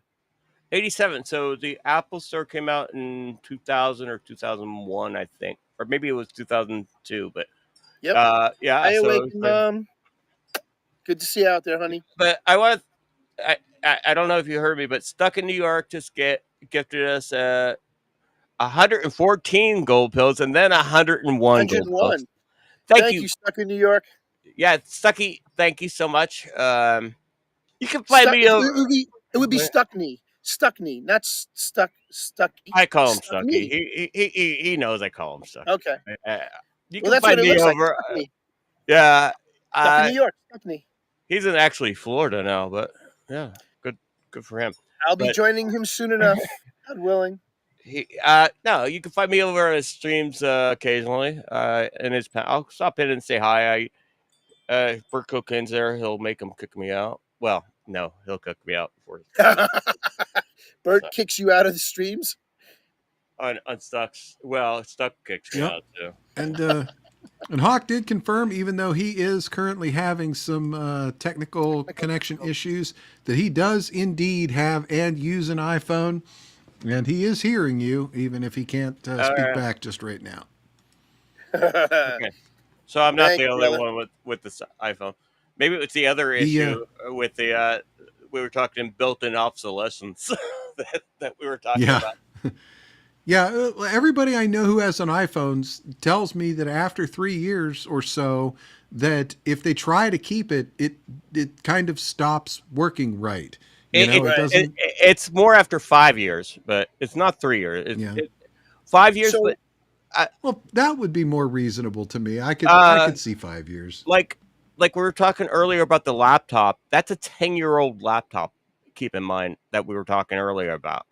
Okay. 10 years old. And that's actually pretty good for Right. for a 10-year-old laptop because actually So wait, how old is your iPhone now? what my iPhone? Yes. I just You have the latest and greatest? Yeah. He just got a new one. Yeah, I just Okay. got to know. That's the what one, this is all about. Yeah. well, no, it's about the Norm- first one, but yeah, But what number is it up to? What are the 16. We talked about that, iPhone 16? and they came out. And I replaced it. I replaced my iPhone 12. My last one was a 12. Oh, so you had it for a few years. Yeah, I had it for a few years. Yeah. Honestly, I didn't really need to replace it. It wasn't the one before that. I did break the screen with the iPhone 10.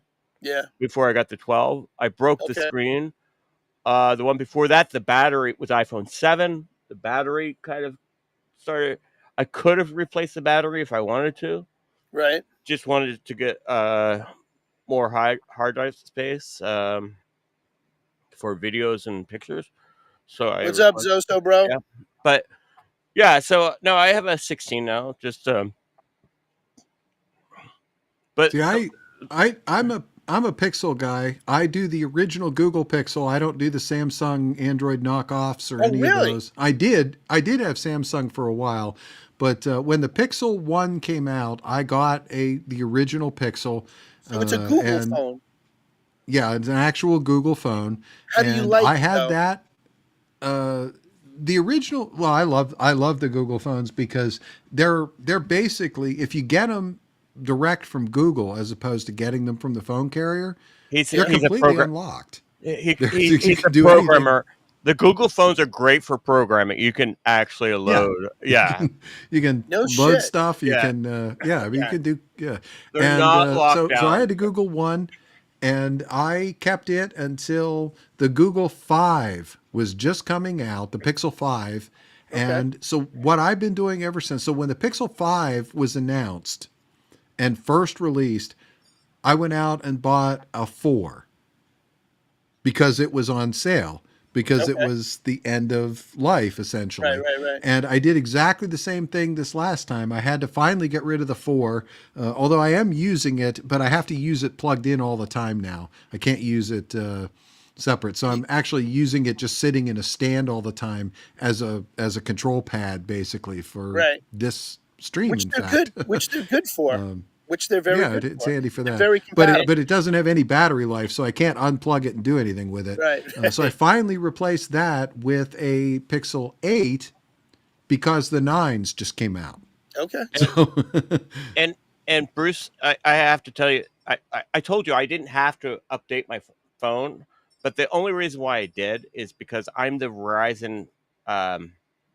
Well, our company has Verizon, and Yeah. I am the guy. I approve of all the stuff for my company, Okay. and my Verizon rep from my company pretty much got me this phone dirt cheap. So Nice. so Hey, look, but however it works. Way to go. But it yeah. works for you. But it works for you. Well, yeah, Well, I but think yeah. does anybody pay retail for an iPhone? I mean, doesn't everybody get their iPhones pretty much subsidized by the phone carrier? You Yeah. know, Yeah.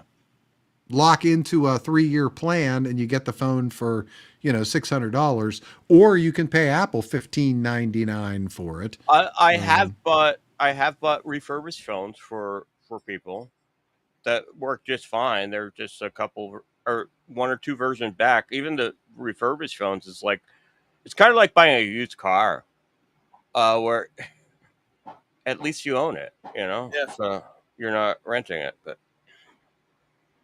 so yeah, but And yeah, Hawk kind of confirmed what I said. I know you're saying 5 years, Norm, but Hawk's experience is about the same thing. iPhone kind of expects you to get a new phone every 2 or 3 years. correct. You know, I'm talking more laptops. I've known people that's worked off of laptops for 10 years. You know Like, what? Once I got a handheld phablet as they called them. What was it? What was the first ones they came out with? well, At the Samsung? the iPad. trios, Well, probably No, the Samsung. trios. what No, after the trios. you're talking about? The first phablet with the pen. Oh, a tablet like The the phablet, the phone tablet. Samsung came out with the first generation of them, and I grabbed them right away. before They iPad became the or ultras. They became ultras. What are they? I don't Forgot what the know. name of them is. I've had a couple of Amazon whatever the Kindle Right. which is similar Yeah. and then Samsung did come out and then there was the iPad, of course. I've had a couple of those too. But I've loved the phablet, the phone tablet combo for since the beginning of those. Now they turned them into ultras. They call them the ultras. So I still have a 22 Ultra, and I'll hang on to it as long as I can. Fucking thing Well, keeps updating on me.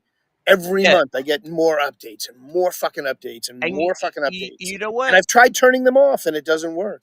It worked because it won't. It No, just it won't won't. turn. Well, yeah, No, Well, phones it won't. They phones won't aren't let it really turn like off. computers, and even computers aren't like computers anymore. But it used to be when you bought a computer, you owned the computer, yeah, and Right. you could decide what software you wanted to run on the computer. But everything's phones are treated more like an appliance, and the subscription. manufacturer kind of considers the operating system that's running on that phone to be part of their appliance. They don't really consider you to own that. They really consider that to be part of their appliance. And if they want to change the software that's running on their appliance, despite the Right. fact that you own it, well, they believe It, they have the right to do that. subscription. It's a subscription-based model, and you agree when you agree to subscribe to their operating system. I know. I have Unfortunately, to buy Microsoft Office every fucking year for the office. that's a I subscription. used to get that for free. They used Well, to come loaded on the Well, computer. yeah, I'm but I don't need I'm anything specific. The basics were fine. By the way, this is I'm what I'm still drinking running. tonight. yeah, I was going to ask you, what Snap Crackle Porter?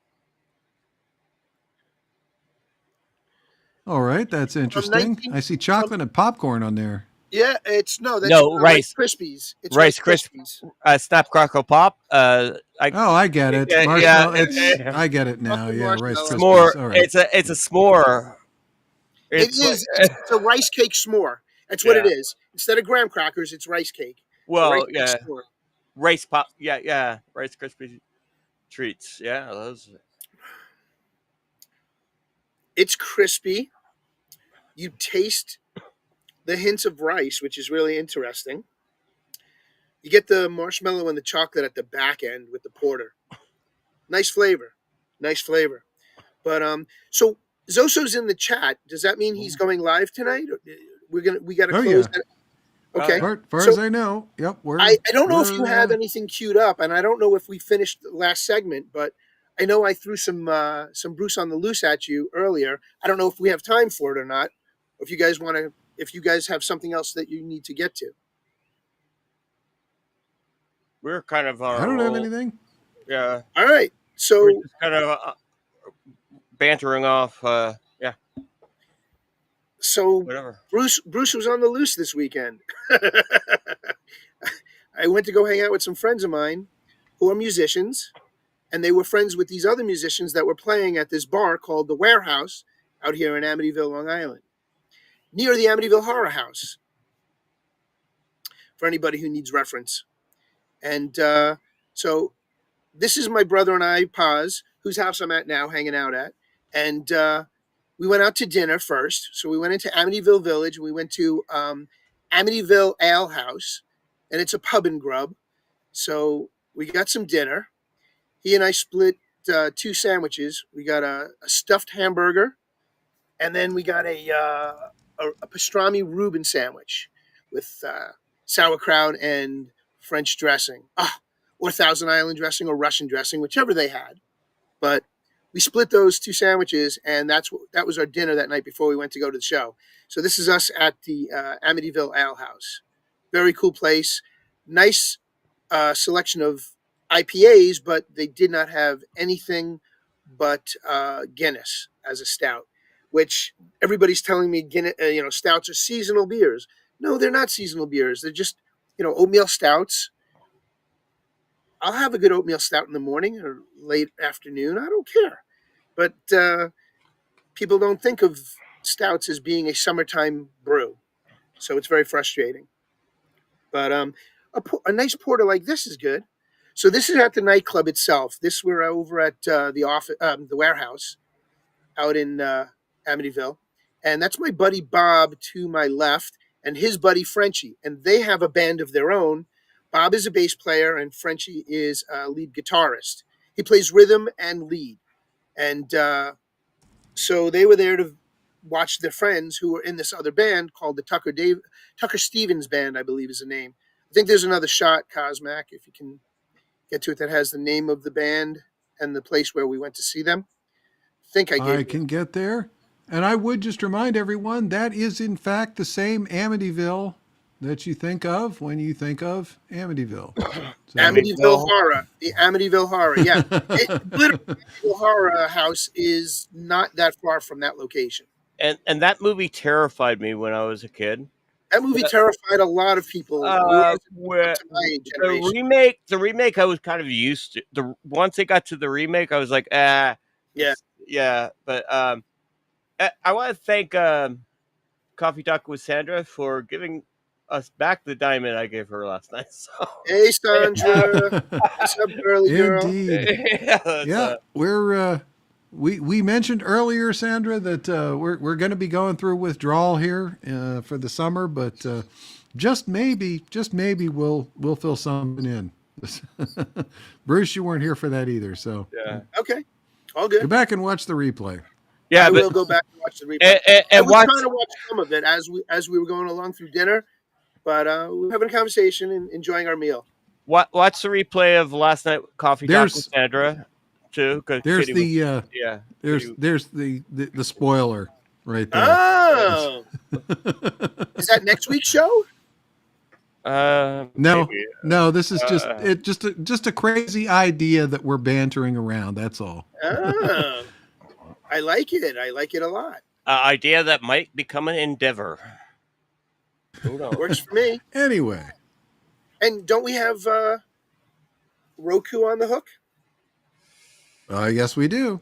We've got We're Roku coming up right live soon for Madness, and we're very much looking forward to putting season 2 of Squares, Foxhole Squares, on the Roku, and but we are also looking forward to putting other things over there too. So Very good. So teaser, All right. people. It's a spoiler alert. Spoiler Yeah, alert. yeah. Stop leaking out the. So this is I the I had Tucker to deal Stevens with band, a and the guy on the far right would be my right side, the heavyset guy playing the rhythm guitar. His name is Steve, and I've seen him play before. He did an acoustic set at another watering hole of ours out here called the Twisted Cow, and I may have had footage from there at some point in one of the other shows. But real cool dude. He remembered me immediately. We got to talking after the show, and the uh, lead guitarist on the far side of the stage and the pianist are the gentlemen that play with my neighbor Bob and his friend Frenchie. So that was the connection and how we came out to there that night. I think we even have some video of some of their actual music. I don't know. Do we have to turn off YouTube before we stream it, Kaz? Or I don't know if it's proprietary or not. Are they covering it's a stuff, cover? or are they doing It's a original cover. It's a music, cover. or It's a cover band covering Southern rock, and so well, that's one of my we can go friends. ahead and play it. Right? And if YouTube gets Yeah. pissed, then YouTube Oh will tell well. us. Okay. All So that's one of my right, you want me to friends. play a little bit of that? Yeah, go for it. Play some music. All right, here we Play that go. This funky is music.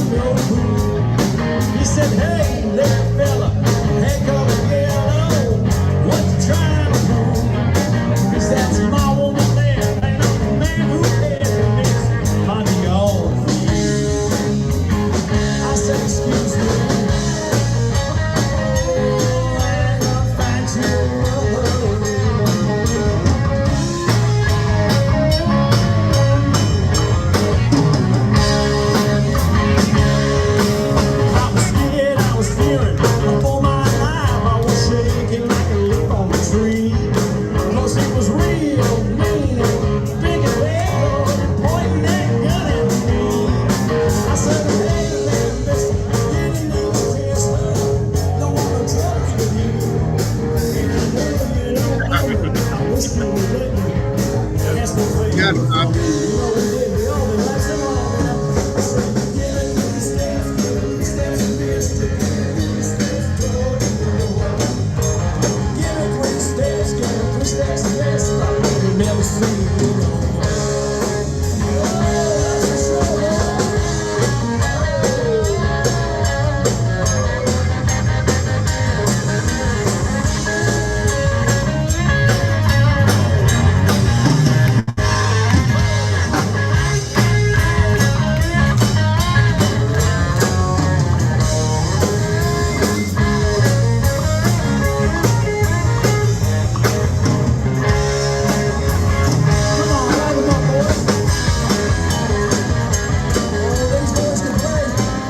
No, we see. What's up?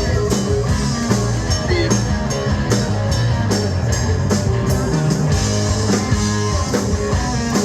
They were rocking out last night. But Austin, you can hear me, right?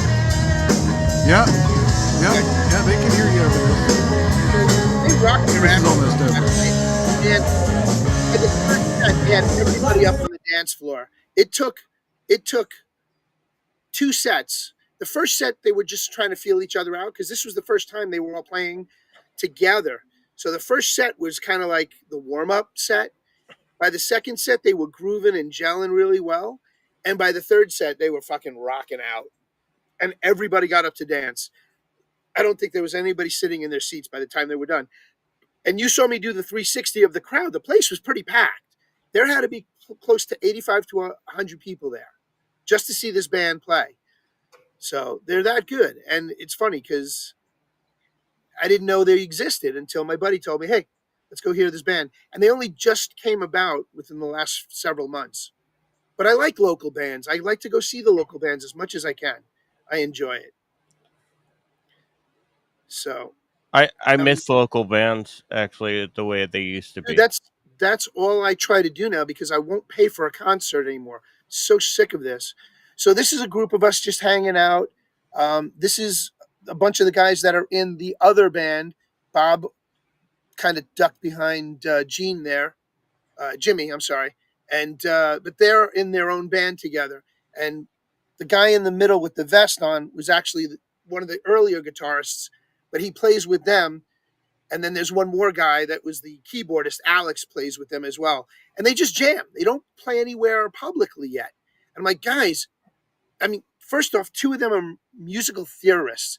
My buddy Bob, who is a bass player, is a huge musical theorist. He breaks down a song by note by note by note. And that's how he plays. And then he teaches the other guys.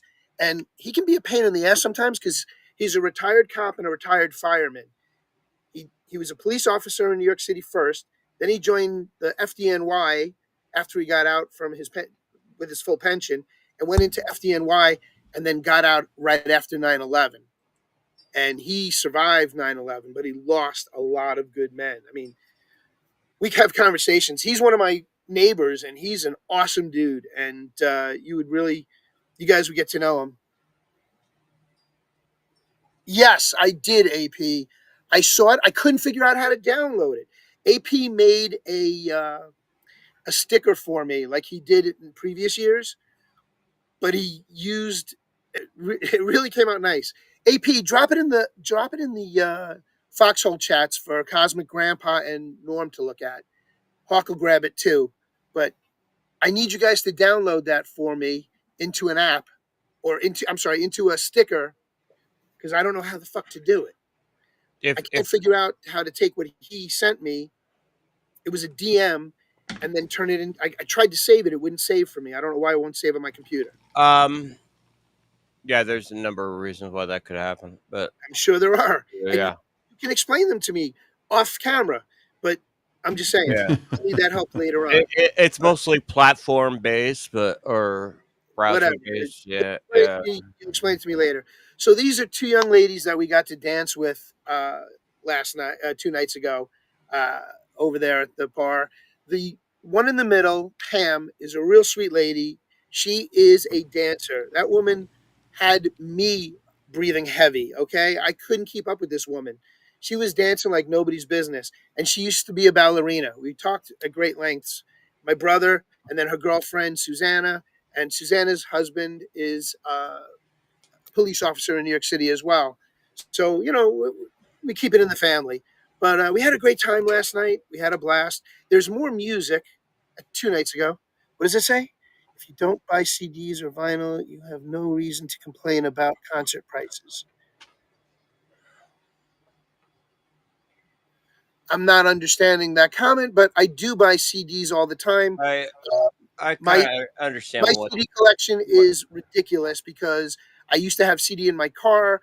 I had CD in my kid's car. I had a CD player in my office, and they all broke one by one, and I haven't been able to get them replaced yet. The CD in my truck was a 6 cartridge CD player, so I would load that shit up and I burned the shit out of it because I would always play my CDs. And I haven't been able to find a replacement one for it yet that would fit in that same space. The Toyota FG Cruiser. DM me, I'll send. Thank you, AP. I will do that. Appreciate you, brother. But so this is us, and there on the far side, to my brother's right, is the ringleader of the Tucker Stevens band, and that is Tucker Stevens himself. And he's got some real interesting stuff at play. He's a coordinator as well as a musician. He's mostly a singer. A composer, you mean? They a call him. composer. Yeah. They call him. But he doesn't write his own music yet. He doesn't write his own music yet. He still does covers, but he organizes and arranges them. He's the musical theorist for the group. And him and Bob would clash really bad. Bob actually auditioned for the band, but Bob didn't think he would be comfortable with Tucker because he was very demanding. And Bob's a very demanding guy too, which is, I guess, two alphas going head to head. But great stuff. I think we have some more video, Cosmic, of them playing another song. I could pull up another video. Here you go. We only have like 4 minutes left. Wait.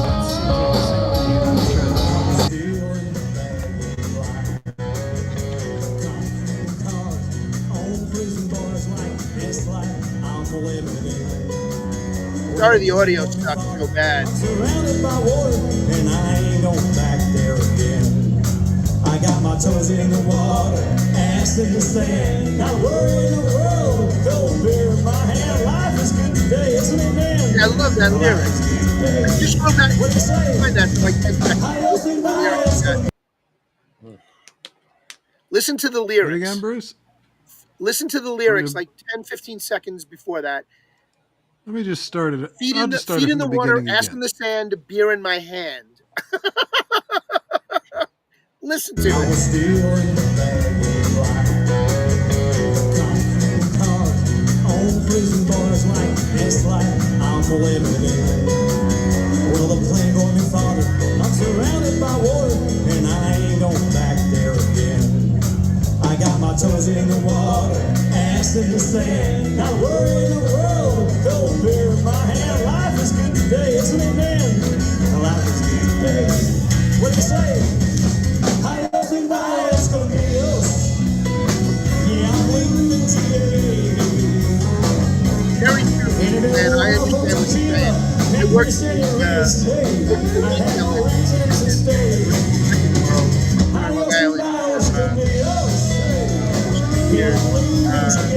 I can't do it anymore.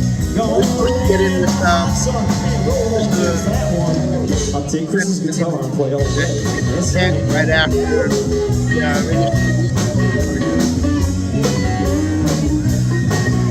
yeah, generation.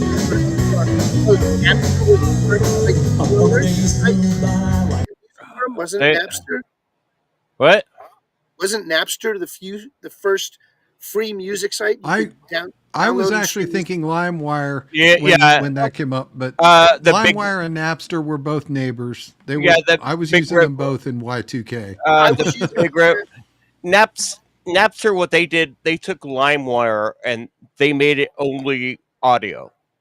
Yeah. With LimeWire, you could do like apps and other things too. Right.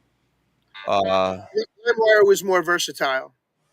but then there was Pirate Bay, and then that's when Spotify. Yeah, well, and again, before that there was Usenet, and before that there was BBS's. Yeah, and there was a big red one. The Tor. It was basically Tor before that, but they all ran off the backbone of Tor. So yeah, which I'm is getting eaten up alive out here, guys. Tor, and we gotta close out soon. It's 9 o'clock, and I know we're waiting for Zoso to go live, but I'm getting chewed up out here by the mosquitoes, even though we have a little repellent thing out here. So I want to take it inside, and I figured we'd start closing out. I know Zoso Dude will be going live probably in 5 or 10 minutes, and then we'll rate him. But I want to thank everybody for joining us tonight. I appreciate you guys always tuning into us. We love having conversations with ourselves, here in the group and with you guys in the chats. So thank you for joining us. Cozy AF with 3BeerMen. I'm Bruce Q. Wayne. Norm. Cheers. Are we saying goodnight yet, or? Yeah, enjoy your. We too soon. I'm still waiting. I'm waiting to see if Zoso Dude is going live. I haven't seen that yet.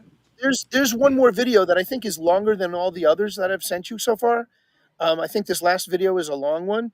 If you want to start that, and if Zoso Dude goes live, we'll just leave from there without doing our closer. Well, Would that work? Or we could do the song and then go into our closer if Zosa Dude Or hasn't gone live yet, because that'll give you like 7-8 minutes. I'm just keeping an eye out here. Let's can see. can you can you stay on a little bit after the show so we can talk about? Yeah, I just got to go inside, dudes. I'm getting Yeah, yeah. chewed up alive, and I don't Um, know what my brother and sister-in-law yeah. are doing. So the All right, scratching we'll let is Bruce released. go. Yeah, scratching is Because I did released. have. Well, I'm waiting for Zoso Dude to come live here, and as soon as we see Zoso Dude live, we will set a raid. But I actually did have one other thing that we didn't get to tonight, since we were talking about bulletin board systems. You know, bulletin board systems predated the internet. You could dial up, you could own a computer, Oh, and you could dial into a bulletin board system and exchange files, exchange pictures, do all kinds of things that you would do on the modern internet today, before the internet was anything that was available to the public. yep. And what I wanted to point out here was, let me get the picture here. This is actually a picture right here of a computer called an IMSI 8080. If it looks familiar, you may have seen it in the movie War Games with Matthew Broderick. This was the computer that they used to hack into the Whopper and cause global thermonuclear war. But this is actually the IMSI that's in my collection. And this computer actually belonged to a fellow by the name of Randy Seuss. And the story behind it is actually related to the first bulletin board system, which was actually called the CBBS, the Chicago Bulletin Board System. It was started in 1975 by two guys, Randy Seuss and Ward Christensen, and they basically started this up as one of the first bulletin boards for people to be able to dial their computers into and exchange files and do things like that. And the reason why this is really interesting to me is because this computer right here is shown as being the first node of CBBS, and it is. But the second node of BBBS was actually this computer right here. And I bought it from Randy Seuss. wow. And I have an actual letter authenticating the computer. It was really cool because they moved the BBS to this machine because they needed to be able to debug it. And that's why they had the front panel switches and the lights, which they didn't have on the machine here that they had. They didn't have the front panel debugging. But the interesting story that I have from Randy is that when they had a convention in Chicago, and he needed to be able to key in his Star Trek program at the convention. So I was just going to the, say those buttons look like they're reminiscences of Star Trek. That's like tech yeah. imitating Trek, right there. So he took that computer and took it off. But this was the second node of CBBS, the first bulletin board in the world. And you can see that if you come visit me at Large Scale Systems Museum in New Kensington, Pennsylvania. Drop me a line. Anyway, Zoso Dude is live. So right. I can vouch for you at the museum. That museum was pretty intense. Pretty neat, wasn't it, Bruce? Closing up right now. Indeed. All right, guys. Well, Zoso Dude is live, so let's make our goodnights. All right, guys. Thank you very much for joining us tonight. God bless you all. Peace out from Batman. Throw it up to Norm. Cheers. Enjoy your beer. I got this much of my second Day Fest from Stone. And if you're ever drinking throughout the day, try the Day Fest from Stone Brewery. I'm sure it's available in your area. So, cheers. There you go. Cosmac. Oh, Hang on just a second. TL says the chest never opened. All right, everybody. Here comes the chest. Yep, you're right. I missed it. I got so distracted. So Did you release chesticles the now. scratchings? Yes, the scratchings are already released. All right. Yeah, we got quite a few lemons from Sandra, so thank you. We got it Thank you, done. Indeed. Sandra. We appreciate it. We had a nice crew tonight. TL said Zoso did go live at the top of the hour, so we're probably a little behind getting over to him. So I apologize for that, but we will send you guys there now. One more reminder, after Zoso Dude, check out Val Kimber over on D-Live. He's going to have a nice live music show tonight, Yacht Rock, and at 12:15 tonight over on Val Kimber on YouTube, a new live premiere. Congratulations to our Lucky Lemon winners tonight, TL Spud, Syllabore, Bad Zoo, Jayla 17, and Black Cat 5. And with that, it's almost Well like done. TL knew that he'd be the luckiest. He we was right are there. out. He was on that button. See you guys at Zoso Dudes. All right, guys. God bless.